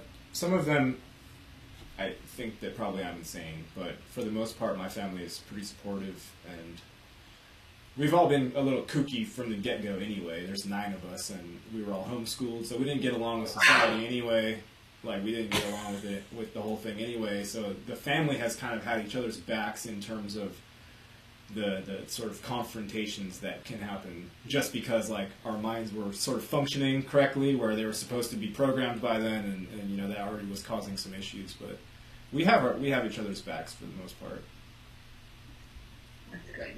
That's cool. Yeah. So then I also you mentioned censorship earlier, right? That's a boring topic, but you said it because there's must have been something on your mind, since what actually initiated this contact between you and I was like you had something with waffles in the title, like censored. Like, can you tell me about that? Yeah, I don't understand why that video in particular was blocked, and then it wasn't even blocked. Like, I got a YouTube message that said this video was taken down because you violated our community standards. And then I immediately challenged it and said, this is all my material. Like, I have a guest on the show, and we spoke the show into existence, and there was no music or anything in the background or otherwise. So I wanted them to clarify what standard it was that I had violated, and I got another email back in a couple days that said, we've received your challenge, and we've reviewed things, and we still say that this is a violation, so the video will remain down. But then they like somehow took one of them down, because I think the same thing happened with this, where the show went for a few minutes and then somehow it stopped and got interrupted. Then I had to reboot it. So somehow they took down the one that was on like 15 minutes, and the actual show, which was like 2 hours long, is currently still up. So like the censorship didn't even work, and they couldn't explain anything, and I don't even think there was any humans involved. It seemed like algorithmic nonsense, like which is what I'm used to. What were you guys talking about in the show? Same thing, like the metaphysics of the realms. Like it's never any different topic. Like you could censor any one of my shows for whatever reason, because I'm always talking about the same thing. It's never any different. Yeah, so right, like that's the. So the only thing I can think of is the week that I saw put that up. There had been a story about like that Waffle House was refusing to obey the shutdown orders. And so, like, I have a couple thoughts. So, right, so I felt like maybe it's related to that. And then also maybe it could be that, like, there's, like, a pedophilia thing where they, like, what the food reference is, right, to waffles. But that one didn't occur to me. I don't know that there is, right? But, like, there was always all that stuff about, like, walnut sauce and whatever, all that kind of, right? So maybe there was something like that. But my whole thing, like, that I kind of observed, because weird things like that seem to happen in clumps.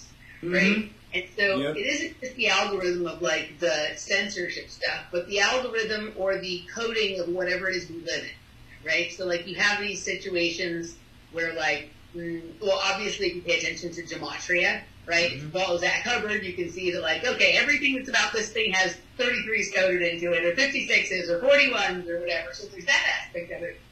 But also you'll get a situation where like in the same few days or weeks, you'll have like Hurricane Harvey, the shooting at the Harvest Festival. Harvey Weinstein gets busted by the Me Too movement.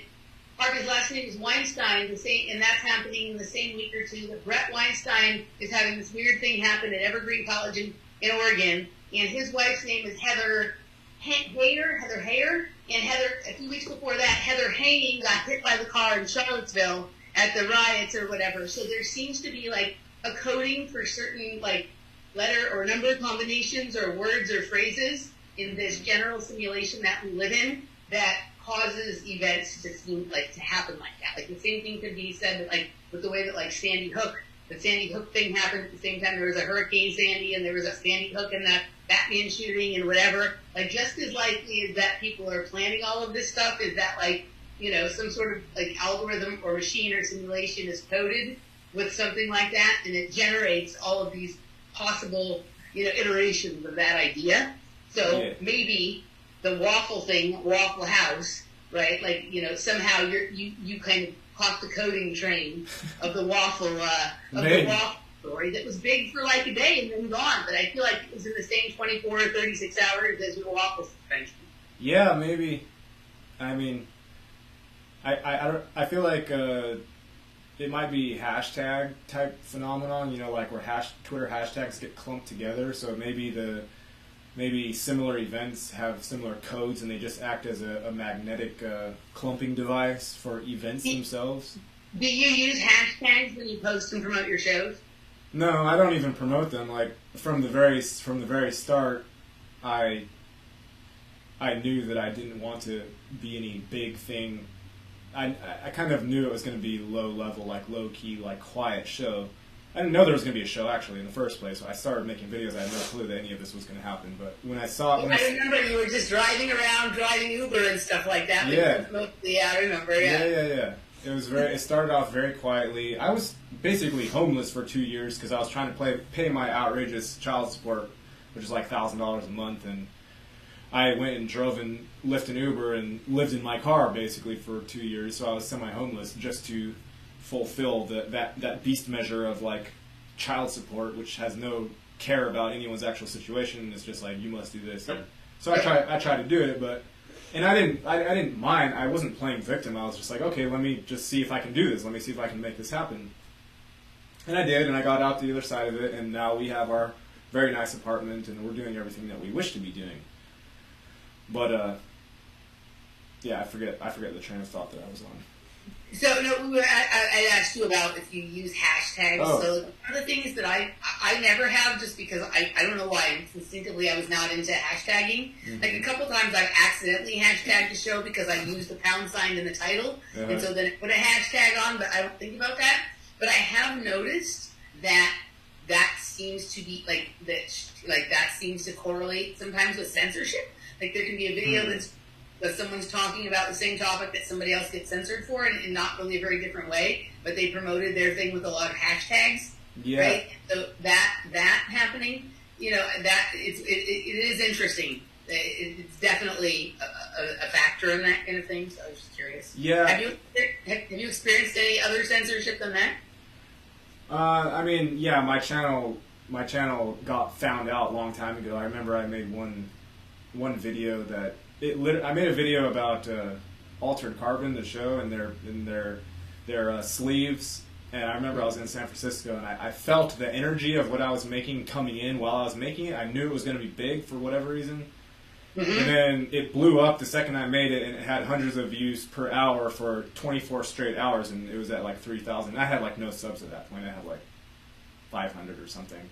Mm-hmm. And I saw the thing come in that got something came in and messed with it, and then it's like it was not visible for half the people watching, and they're like, Gary, I can't see this, and there was something came in to mess with it, and I knew at that point that there were eyes on me, and they'd try to fuck with it, whoever they are. I didn't really give a shit. I still don't give a shit. I just know that there is something that tries to keep the level, and my subs have capped out at like 23 something, and they haven't moved for 2 years aside from back and forth around the same one.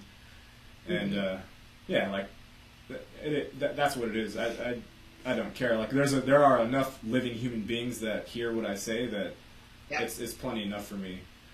I wanted to say, with regards to censorship in general, I think it's an impossible task because censorship in general, if you're not having a living being like looking at this, like, oh, this thing over here, they shouldn't be talking about that, so you got to take that video down. If that's not what's happening, it's just algorithmic. It's going off of face value of words, right? So it's not taking into account sarcasm, hyperbole, what's the word?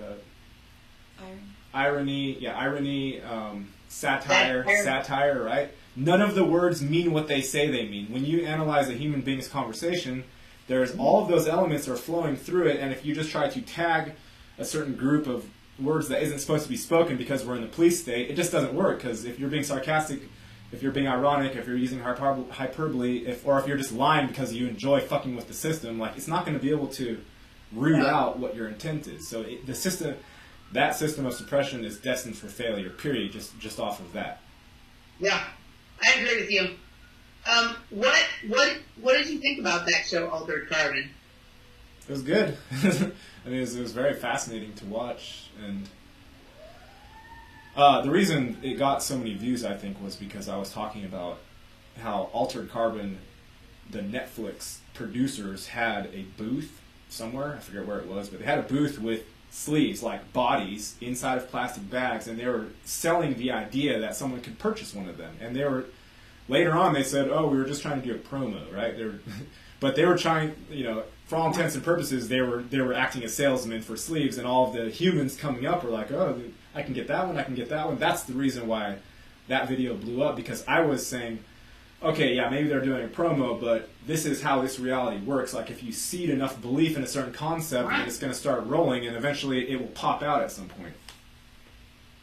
So I watched the first few episodes, and then I had to stop. Like, that happens less for me now, but for a certain period of time, like, I couldn't, like, when Westworld first came out, I couldn't watch it. Like, it was too close to home. I couldn't watch the whole Westworld either. I couldn't watch it. It was too close to home. Like, I kept, like, one of the things that happens for me when it's too close to home is I will literally just, like, pass out, like, not be able to keep my eyes open, like, kind of thing. And I remember getting on the treadmill and trying to watch Westworld while I was on the treadmill, and literally falling asleep while I was on the treadmill, and I was like, okay, I guess I'm not watching this now. But when I went back a couple years later and watched it, it was fine. And so that same thing was happening with Altered Carbon, so I never went back and watched past the first couple of episodes. But the level that resonated for me, like, I was like, okay, this is a thing for sure. You know what I mean? Yeah. Like, this is a thing. What do you think about, do you think that there's a barrier between reality and quote-unquote fiction? No, no, they just bury the actual reality in what they call science fiction. That's all that is. Right. The thing, what? The thing that is given in sort of the programming that you're given into as a child, that all of that stuff is completely irrelevant. You might as well just pick a piece of rock and say, here's about this rock, and throw some words on it. Pick a stupid battle that someone supposedly had and make the kids learn the names of the generals. All of it's irrelevant. It has nothing to do with anything that actually goes on. But what we call the truth is hidden in plain sight in science fiction, and they can get away with saying that because they're saying it's like made up, it's fantasy, but it's just flipped around because we're in the inverted realm. So, yeah, what is the truth has to be pretending like it's fiction. Do you think also that there's a certain seamless crossover, when trying to understand, for example, when let me see if I can explain it in the way that I mean it. So first, I don't think I no longer think, oh, well, that's everything. Well, that's just a movie or that's just a TV show.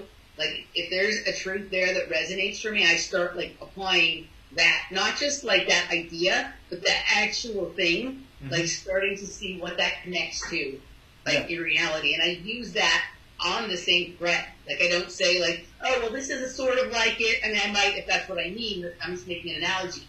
But I have found that there are things that are literally actually true, not just a dramatic representation of it, but the crossover, and some an easy way to see it is the crossover sometimes in the actor's life and the roles that they play. So where literally the things that supposedly happened to them in the movie actually really did happen to them in real life at some point. Kind of thing, right? And sometimes that will be after the movie, right? Kind of stuff. And I no longer, things that are books, things that are fiction, I no longer separate things out. Not that all information is equal, but all information can be equal. And I'm happy to just pick from all the different piles of things that we're supposed to think of as separate as the same. Yeah, I mean, if you can be as unbiased as possible when looking at new information, then it's just that we had a highly loaded words, right? We were conceptually brainwashed from the get, and there words like truth, words like truth is one of the main ones, but God, all these words, they became just manipulation devices rather than acting as pointers, which is what words are supposed to do. And what they did is they polarized us to be thinking about certain clumps of information all the time, rather than the whole entire thing, which includes all of the clumps of information. And that's where we should always be aware of. It's the same thing as if you're you're being targeted and something's buzzing into your head, right? Whatever you're feeling something, some type of attack. If you focus on that, okay, you increase it. But if you let your awareness spread out over the whole thing, be aware of the building outside, be aware of thoughts in your mind, be aware of this thing as well, but don't give it special attention, then it will even itself out, and you won't just be helping to aggravate the situation. Yeah, no, that spreading out is absolutely true. There was something else that you just said that made me want to ask you something. What was it? Did you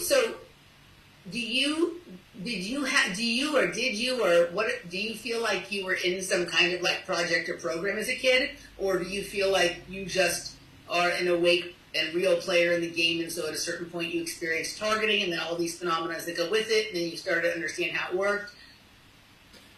I know Og says he claims that he knew me somehow, but I don't have direct memories of being in programs. I know that when I took my weed dive, I basically went through all the layers of everything in a fast forward. So basically I was everybody to some extent, and then I came back, and then I'm in this personality, but I have the cognitive ability to see the conceptual structure of everything before it even comes out. I see it coming, I see it going, and I also don't give that much weight to concepts anymore because I know what they are now. But I don't know if I was necessarily in a program per se, other than I went through this fast forward thing, which includes the program. So maybe I was in it to that extent, but I don't have direct memories. The reason I asked is because one of the things I've noticed, the way you were talking about clumping words and attention and whatnot. So I have I've always had a knack for and liked, and at a certain point started to recognize that, oh, there was something that was like trained in me, or something that was like nurtured along with that, and that's for wordplay, right?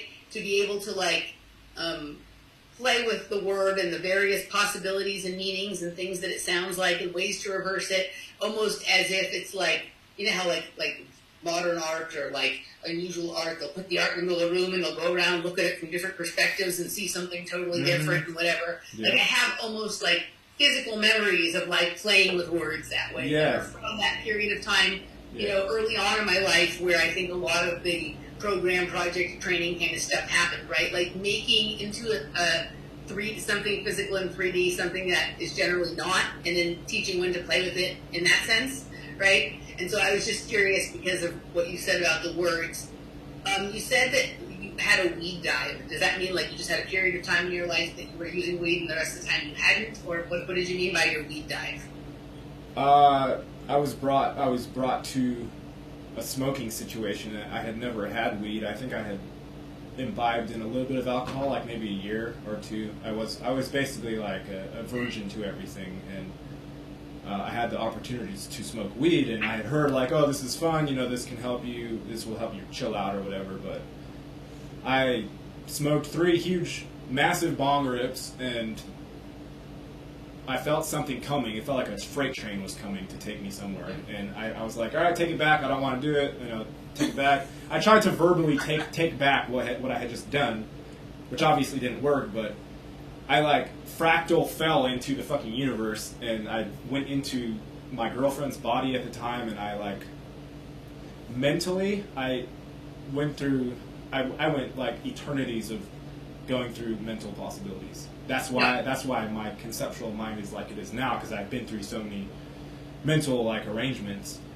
But it wasn't a fun experience. It was like super compressed, like force feeding of information, and I could have been lost in it. I remember thinking in the middle of it, like, if I ever get out of this, I'm never smoking weed again, because I didn't think I was going to get out. And then eventually, a couple eternities later, I did get out, but I wanted to find out what the fuck it was, so I went back and smoked again. But it was just the same thing kept happening, but on lesser scales.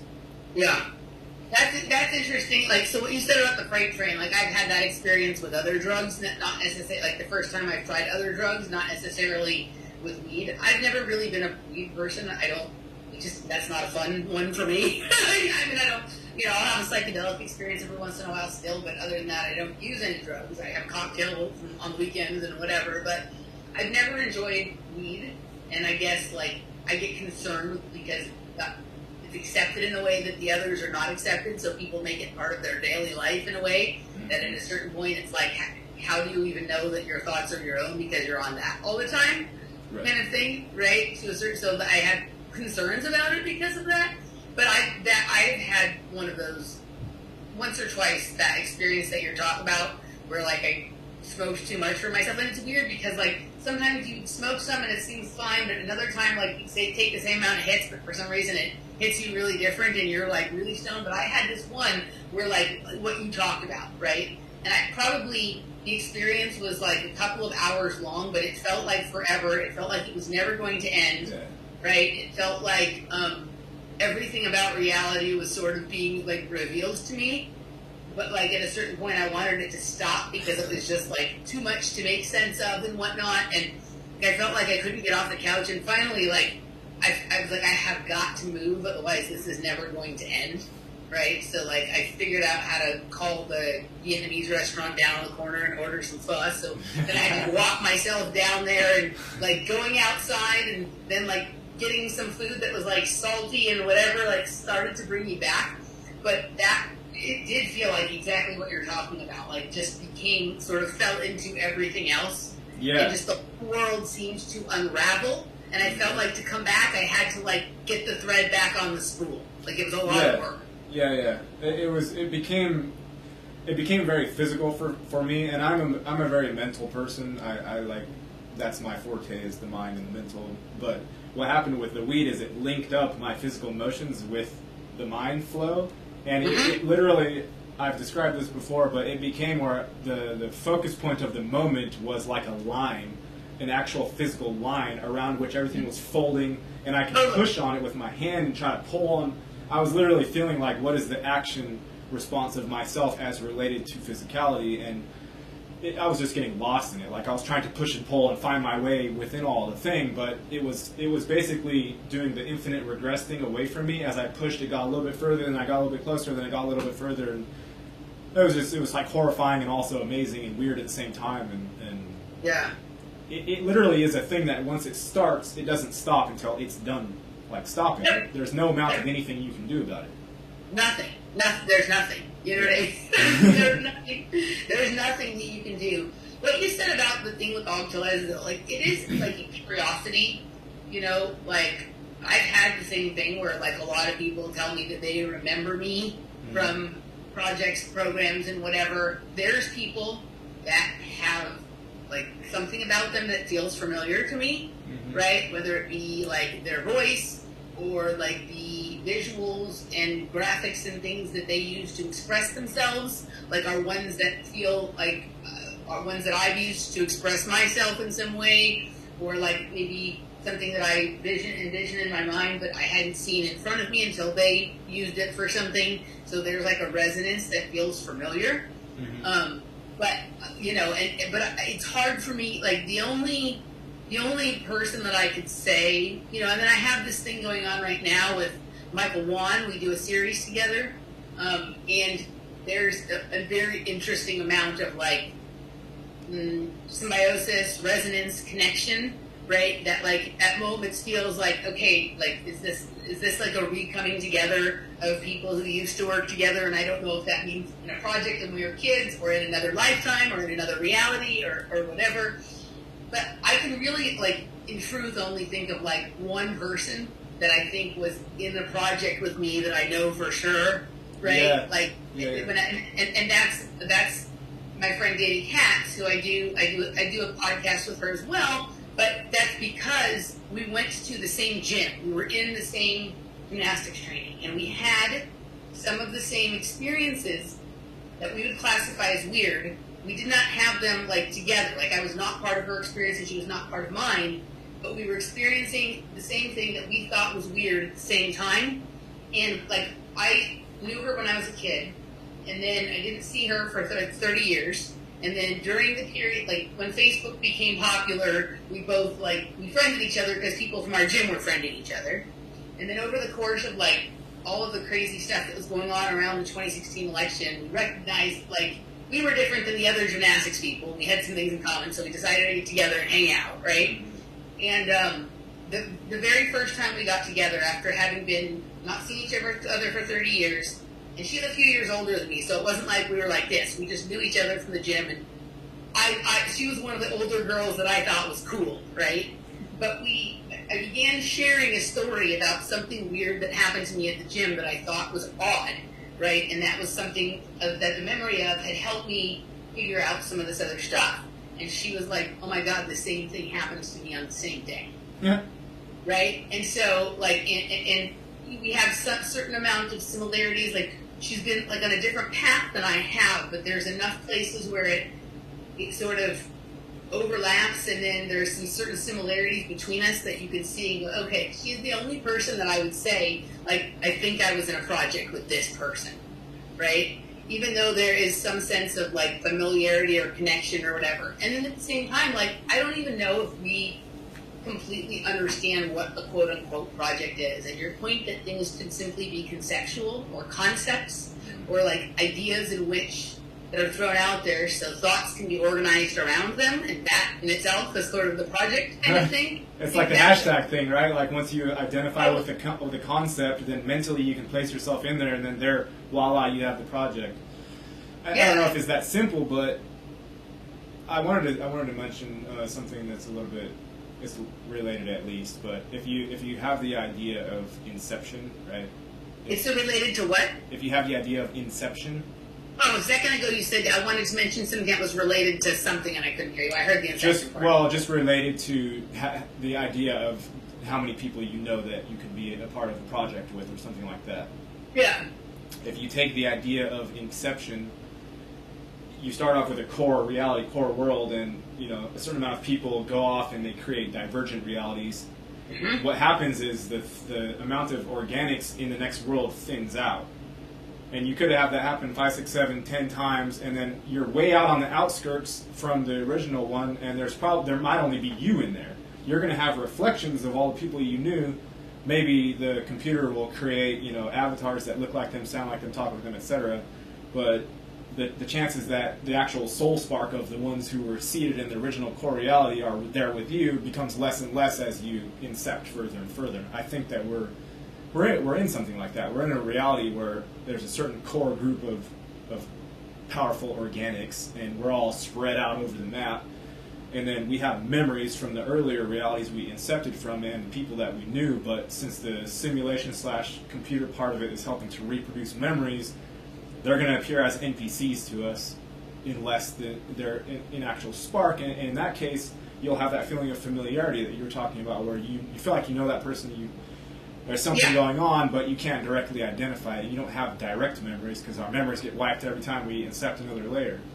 Yeah. The other thing is that, like, the temporal aspects of this, right? Because, like, sometimes you'll have a memory or, like, because I do, like, it's not that I don't have any memories of being in scenarios with some of these people, but, like, sometimes it doesn't make sense in the way that we would logically think about it. Like, right? Like, my old co-host, Randy Muggins, and I, we have a feeling that we were someplace together as children. He's more than 15 years older than me, though, so how would we have been in the same place at the same time as children unless time isn't what we think it is, right? Like, unless there's other things that activity and events can cluster around that aren't necessarily predicated just by time. It could be predicated by space, with time as being not a factor in that reality, or something predicated just by time with spatial stuff not having to do with it, or a million other things that we're not even aware of. It seems like our reality is mostly based around space and time, right? But there's probably, like, other, like, elements at play, like you have certain ideas about gravity or magnetism or electricity or light spectrum or color or sound or whatever, right? Then that can be like the center, like the thing that creates the reality around it as well, right? And so I don't think we, like, have enough of an understanding of, like, what projects are or what the reality that they're constructed in even is to know for sure, oh yeah, I was in a project with you as a kid. Oh yeah, I know, like, it's more like what you said, what you explained. Yeah. Mm-hmm. Yeah, another thing I noticed in this particular reality is that when you yourself have dumped off your preconceptions about the reality, and you just look at it and you take beings as they present themselves, what I've noticed is that, number one, there are very few what you would call awake organic souls. There's very few. They're spread out. And number two, the control structure doesn't acknowledge the aware, awake, organic souls as even anything. The control structure looks at like a sea of 8 billion supposed people, and it talks to the lowest common denominator of those 8 billion people, which is, like, fucking retard. So, like, it doesn't even acknowledge anything whatsoever. It's just doing its own thing. It's not even barely related to us. And I couldn't even imagine, like, me talking to one of the people in control of anything here, because, like, we're not even like on the same scale of anything. There wouldn't even be anything to talk about. But aside from that aspect, I am left alone for the most part, especially in terms of the eyeball reality. Nobody really confronts me and says, you're doing this or you shouldn't be doing that, in terms of the complex view of it. In terms of, like, the superficial, simple, like, are you is your life together or not? Are you making enough money? Yes, I've had some people have issue with that, but in terms of the complex depth of it, nobody has, like, challenged me on how I talk about this thing. So I feel like we're pretty free in here, unless you don't know who you are and you're simply enforcing the prison, man in a prison paradigm mindset, in which case you will clamp yourself down and down and down until you're not moving anymore, and you're going to be doing it all by yourself, and nobody will even be aware or really care that you're doing that. Well, if they're doing that, or if you're really certain that your view of reality is right and everyone else is wrong, that also has that same effect, right? Kind of thing, like, to me, like, I love when I bump up against somebody who has a completely different perception of what's going on that I do, but that they've put as much time into sort of really trying to understand it, and they can explain their concept of it, as well as maybe I can explain mine, and it's totally different, and I might even think they're wrong, but I kind of love it. Like, okay, if they can make it make sense to me, even if I disagree that that's what's happening, like, I love, paying enough attention to it that I'm experiencing that for a minute, because it helps me to, better analyze my perception of what I think the reality is, right? Like, I love that. Like, I don't need to have, agreement with people. What I think is the most interesting is when you have really interesting players who have kind of either constructed their own reality or constructed their own understanding of reality, and most of the things are different, but there's one or two things that are the same, right? And especially if they're kind of unusual or fringe, not like an obvious thing that would be the same, then you really have something. Okay, even if I'm wrong, and especially if you have multiple players that that are doing totally different things, but are all coming across the same symbol or the same sound or some same sort of kinesthetic or sensation kind of experience or whatever. What is that? Then that's the thing that I like to then zoom in on and pay attention to, right? Yeah. Yeah. Well, I mean, if you think of it, you yourself as the body mind encased within this time space little crosshair, right?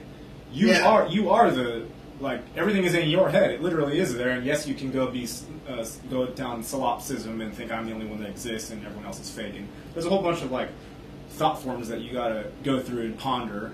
But then you can, you'll always come out at some point and realize if I have some power at defining this situation, is it beneficial to me to say I'm the only one that exists and everyone else is fake, or is it more beneficial to think there are other players with the same abilities as me, but different perceptions, and we can talk together and combine, and literally that's how you create it. That's literally how you create it. I was listening to something the other day, and this guy said it in a way that is what I think, but sometimes, but he said it real clearly, which is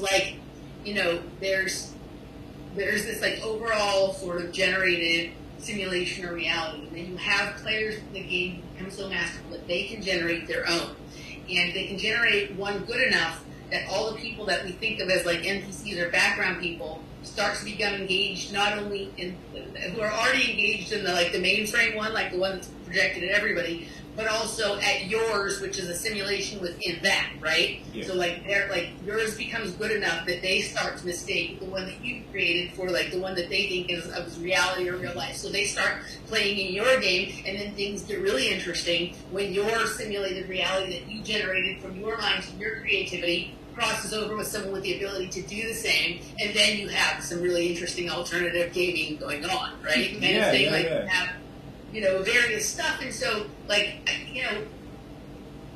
it's another one of those things, and it's I hate to even say some people can create realities and some people can't, because I don't like the we're special and blah blah blah kind of stuff. But I think I think even someone who is an NPC can become a real person and can become a high level game player. I have literally met people that were kind of NPC-ish when I met them and became more real over time.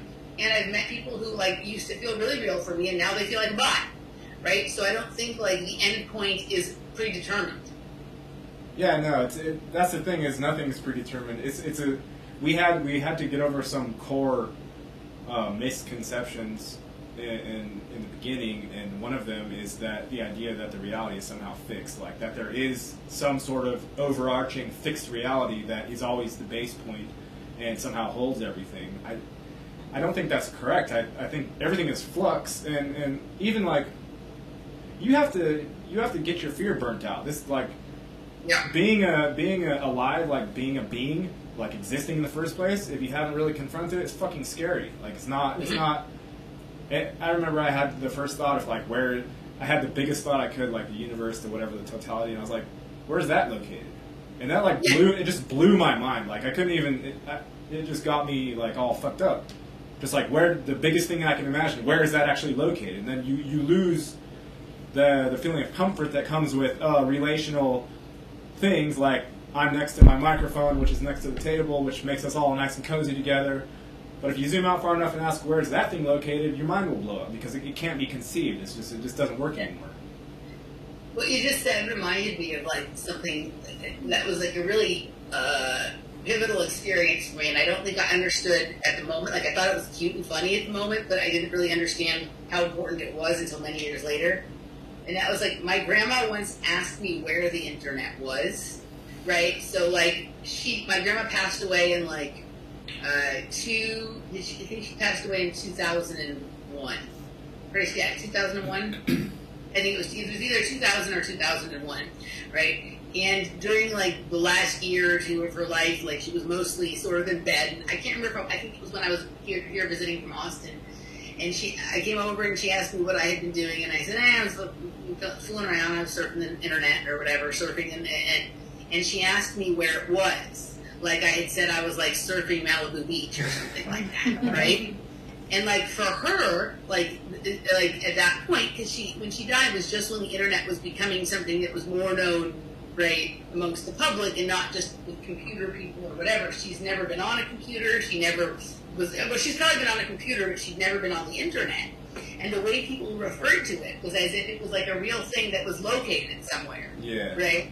Yeah. And so like it really like I remember one time like. When I was like tripping on acid, I remembered that she had said that, and I went into like a whole realm based around this idea of like trying to locate where the internet was, right? Did you ever figure it out? Well, I mean, it was. I knew all along that there's like no location necessarily where it is, right? Like it's obviously everywhere, but just letting my mind play with the idea that there was like some location that wasn't necessarily spatial or temporal or whatever, some location that was generating all of it, right?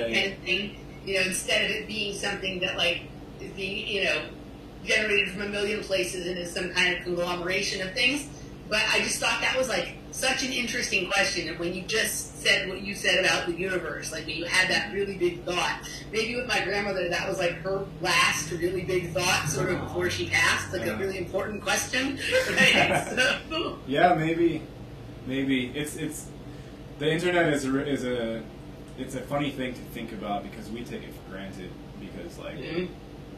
Well, we're kind of in a privileged position with the internet because we know life before the internet and we know life after the internet, and so we can contrast it. Like the kids nowadays can't contrast it with anything because they're born in it, like a fish in water. Like you can't really see it. But like I feel like the internet is interesting because the world is in our minds for the most part. Okay, like your whole life is in your mind for the most part. You're in like a room, you're in like a 300-foot little radius thing. Okay, that's what physical reality is appearing to you. But your mind makes up the whole rest of it. So you could say most of life, if the Earth is such and so big and your 300-meter thing is this tiny, okay, and the Earth and the universe is everything else outside of this, well, most of the Earth and the universe is in your mind then, because it's not available to you physical-wise.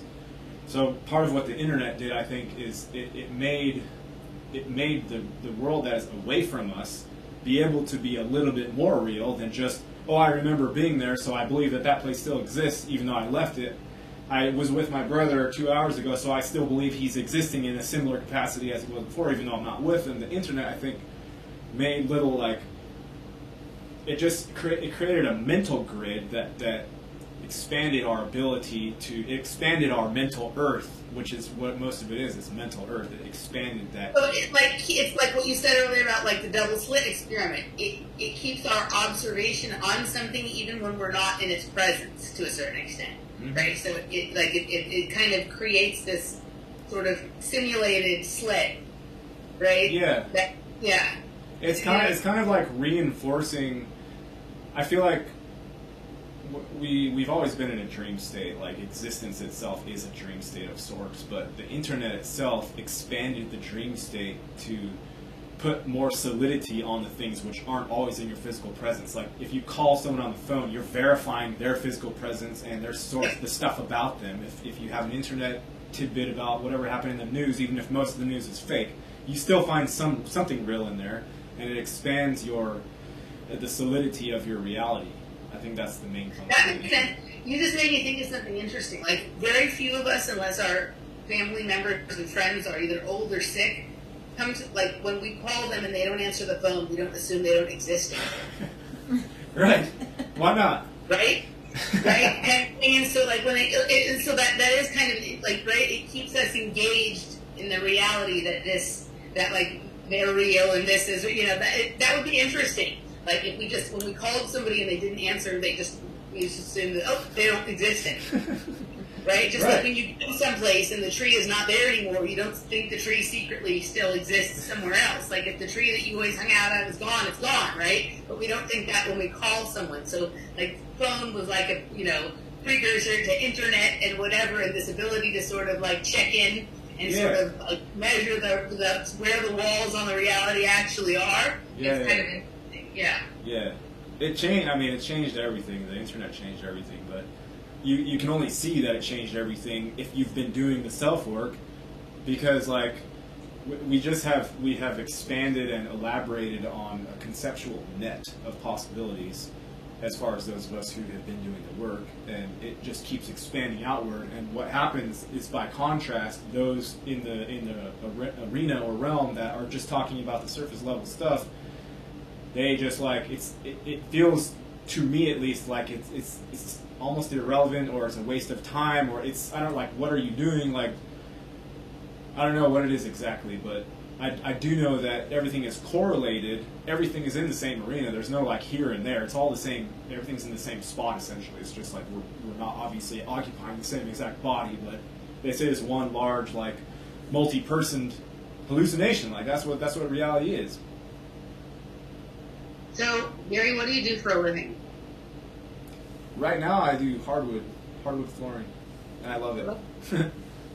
I was just curious because, what in your sort of background or in your preferred daily activities generates this kind of mental dexterity and excellent stuff for you, right? Like it's like the way that you think about things. Because you said like you specialize in the mental realm, so I was just kind of curious as to like if you had something that you're really good at that sort of lends itself to that created, or chess.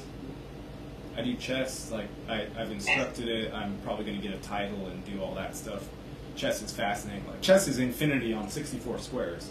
It's really, really amazing. Did you watch The Queen's Gambit? Yeah. It was so good, wasn't it? It was really good. It was like it popularized the game itself to like the regular people, so it actually expanded the whole thing by quite a bit. I actually think it's like kind of a gift that came about during this time, because I think that like there's lots of people that we would never like think of are as awake or that could become awake, but if they just decide they're interested in chess because they like that show and they start playing it, like their approach to reality is going to be different. There were so many really interesting like embedded seeds and tells and gives and stuff in that show. Oh yeah, that it was a very revealing show. Like when we watch something on Netflix that has a lot of stuff in it, we're like, oh, this is a realm show. This is like something that's revealing more things to us about the place we live in. Have you watched Man in the High Castle? We're currently watching it like at this very moment. We just started like a week ago. Yeah, my sister told me. My sister's not even like in the awake community, so to speak. Like she's dabbles, but she said her and her boyfriend watched it, and I've read the book. Like I have tons of PKD books, but I didn't know there was a whole-on series made from Men in the High Castle, and there's like 5 of them, 4 or 5 seasons.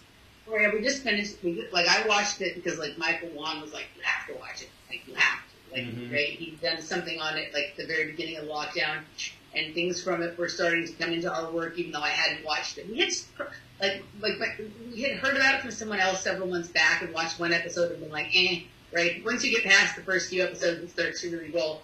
That one is like that is loaded, like loaded, loaded for right now too. Like I don't know that there is a more telling or important, sort of piece for right now than that. So I'm interested to hear what you think after you finish watching it. It's really good. You watched the whole thing already? Yeah. Like how many? Is there 4 seasons? Is that what it is? It's 4 seasons. And does it wrap itself at all, or is it like an open-ended thing? So it's hard to tell. I don't know. I haven't looked into whether there's going to be a 5th season or what's going on. Like it seems like there was kind of a natural end point, but like I already in my head could make up a lot of stories about what the next layer of that would be, or the explanation for why it ended the way it did. That kind of thing. that I think, maybe that's the thing that they wanted to do, or whatever. Like, I always think with these realm shows that, like, there's people involved with them who want us to know, and people who are tasked with making sure that we don't know. You can go up to this level, right, with the reveals, and then it stops there, and anything beyond that is for people to sort out or figure out for themselves or whatnot. But there's a ton of interest. I mean, but, like, I couldn't believe the amount, while we were watching it, things that, like, overlapped into things that had happened to us that day, things that were totally unrelated that we looked at. Like, there's some synchronicity generation thing about that show that is interesting as well. So, have you read the book, or have you read PKD at all? No. No?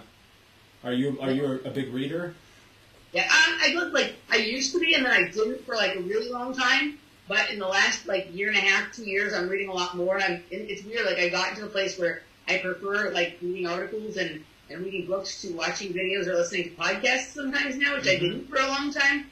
But yes, I'm a pretty big reader. Although I always have, like, 10 books going at the same time, so it's hard for me to get all the way through one in a short period of time. Yeah. I'm kind of similar. I don't know how comfortable you are with like, sharing your address with some people. What I do sometimes, I'm currently doing it, we do, like, a book swap exchange thing. Cool. So, like, if you would like to do that with me, or if any of the guests that are interested, we could make a list of some of our favorite books and let everyone know what we have, and then just, like, do an exchange type of thing. That's cool. Yeah, no, I'd be down for that. Okay. Yeah. Send me a list when the show's done, and I'll send you a list of what I have, and we can, like, do an exchange. And anyone who's watching, if you would like to jump on that boat, email me, or do you have an email that people can contact you at? Sure, yeah. If people want to contact me, they can contact me at, if stuff related to content I really talk about, like on shows and things like that, just at emilycmoyer@protonmail.com. And if they're interested in nutrition or life coaching, because I'm a nutrition consultant and a life coach as well, if they're interested in that, they can do Internal Alchemist at protonmail.com. And you can find me on Facebook, on YouTube at Emily Moyer, and also patreon.com/OffPlanetMedia. Okay, let me take a moment to, where did my live chat go? Just give me a second here. If you could spell those out again, I'm going to just write them in the chat so people can just have direct access.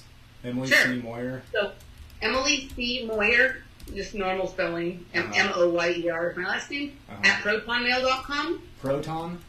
Protonmail.com. Okay. And then Internal Alchemist at protonmail, spelled normally. And if you guys can see these links in the email or these addresses, please let me know, because sometimes they get blocked. What was the third one? And then you can find me on Facebook, or on YouTube is my name. It's Emily Moyer. And then my Patreon is patreon.com/offplanetmedia. And there is a lot of content there. I produce a lot of content, but there's a lot of opportunities for interactive experiences. I do Conspiracy Cocktail, which is a live, non-recorded, online information and music kind of cocktail party thing. It's really fun. I also do, like, Patreon group chats. I have this project I'm working on with Michael, Project Kids. We have, like, a social club going where we have, like, an online hangout. Like, we have, like, an online, like, casual, but it's serious, right? So we have conversations and do research together and whatnot. So all those things you can find out about on the Patreon. Okay, awesome. We are coming up on we're like at 2.5 hours, I think. Which means you're a good guest. No, that's good. Usually, I always say, I'm only going to go on for 45 minutes, and they always go to an hour and a half. But if you've managed to stay on for 2.5 hours, that means you've keeping me interested. Awesome. Well, Gary, thank you for having me. You were as interesting and kind and friendly and warm as I knew you would be. So yeah, it's been great. Come back again. We'll go deeper or just go somewhere else. Sometimes it's fun to just talk about completely non-related things and watch how, like, the normal topics sort of seep their way in.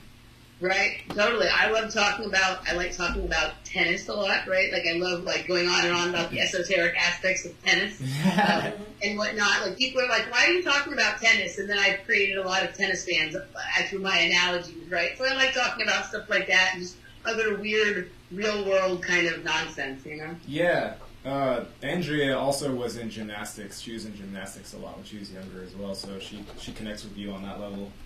Oh, cool. Yeah, that was definitely the main thing in my life for the first 20 years. Mm-hmm. And it's been interesting to watch as, you know, all the stuff that's come forward in the last several years about what's been going on with the gymnast and whatnot.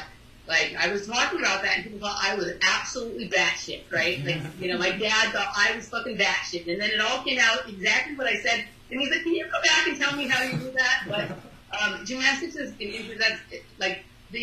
that's a really weird one to explore that most people don't because it's not something you would obviously be interested in.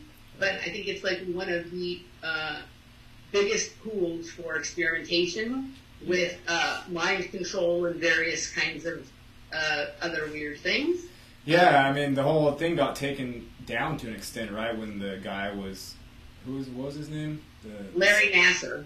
The sex abuse scandal thing that went on in there, and that was like all of the Olympians, right? Like all the Olympian level. Pretty much, like most of the Olympians from the past few cycles, but literally thousands, and he's not the only one. He's just the one they chose as the scapegoat. He was the Jeffrey Epstein. Yeah. So they basically gamed out using the gymnastics what they were going to do with the bigger situation with the government. They even actually at some point brought in someone who used to be part of Congress to try and run USA Gymnastics, right?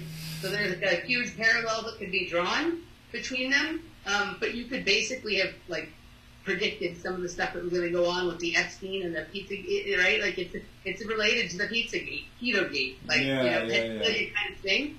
Right. And it's endemic in the culture, just like it's not just Jeffrey Epstein, right? It's the same thing. So it's the funny thing is like it's in everything. It's in the Catholic priests. It's in gymnastics. It's in Boy Scouts. It's in like Australia's version of Boy Scouts and Girl Scouts. And I know a lot of people who have come out and spoken out about these things. And the overall picture looks like every large major organization is infested with this type of sort of abuse, and I don't see how your average Joe can just be like, oh well, you know, that was an isolated incident, and it's not going on anywhere else. Like I don't get it, but the brainwashing is very severe and very strong, as you can tell. Very severe. Well, I'm glad that's cool that Andrea can sort of relate with me on that. Yeah. So I get a lot of people reaching out to me who were gymnasts when they were younger or whatnot. So yeah, it's cool. Yeah. So let's do it again sometime. Give some time to percolate some other ideas and. Or I can come on your show if you'd like at some point. I would love to have you on my show sometime. Yeah, so we'll keep those in mind for the future. Thank you, Emily. Thank you for coming on. It's been very, very nice. Absolutely. Okay. Peace.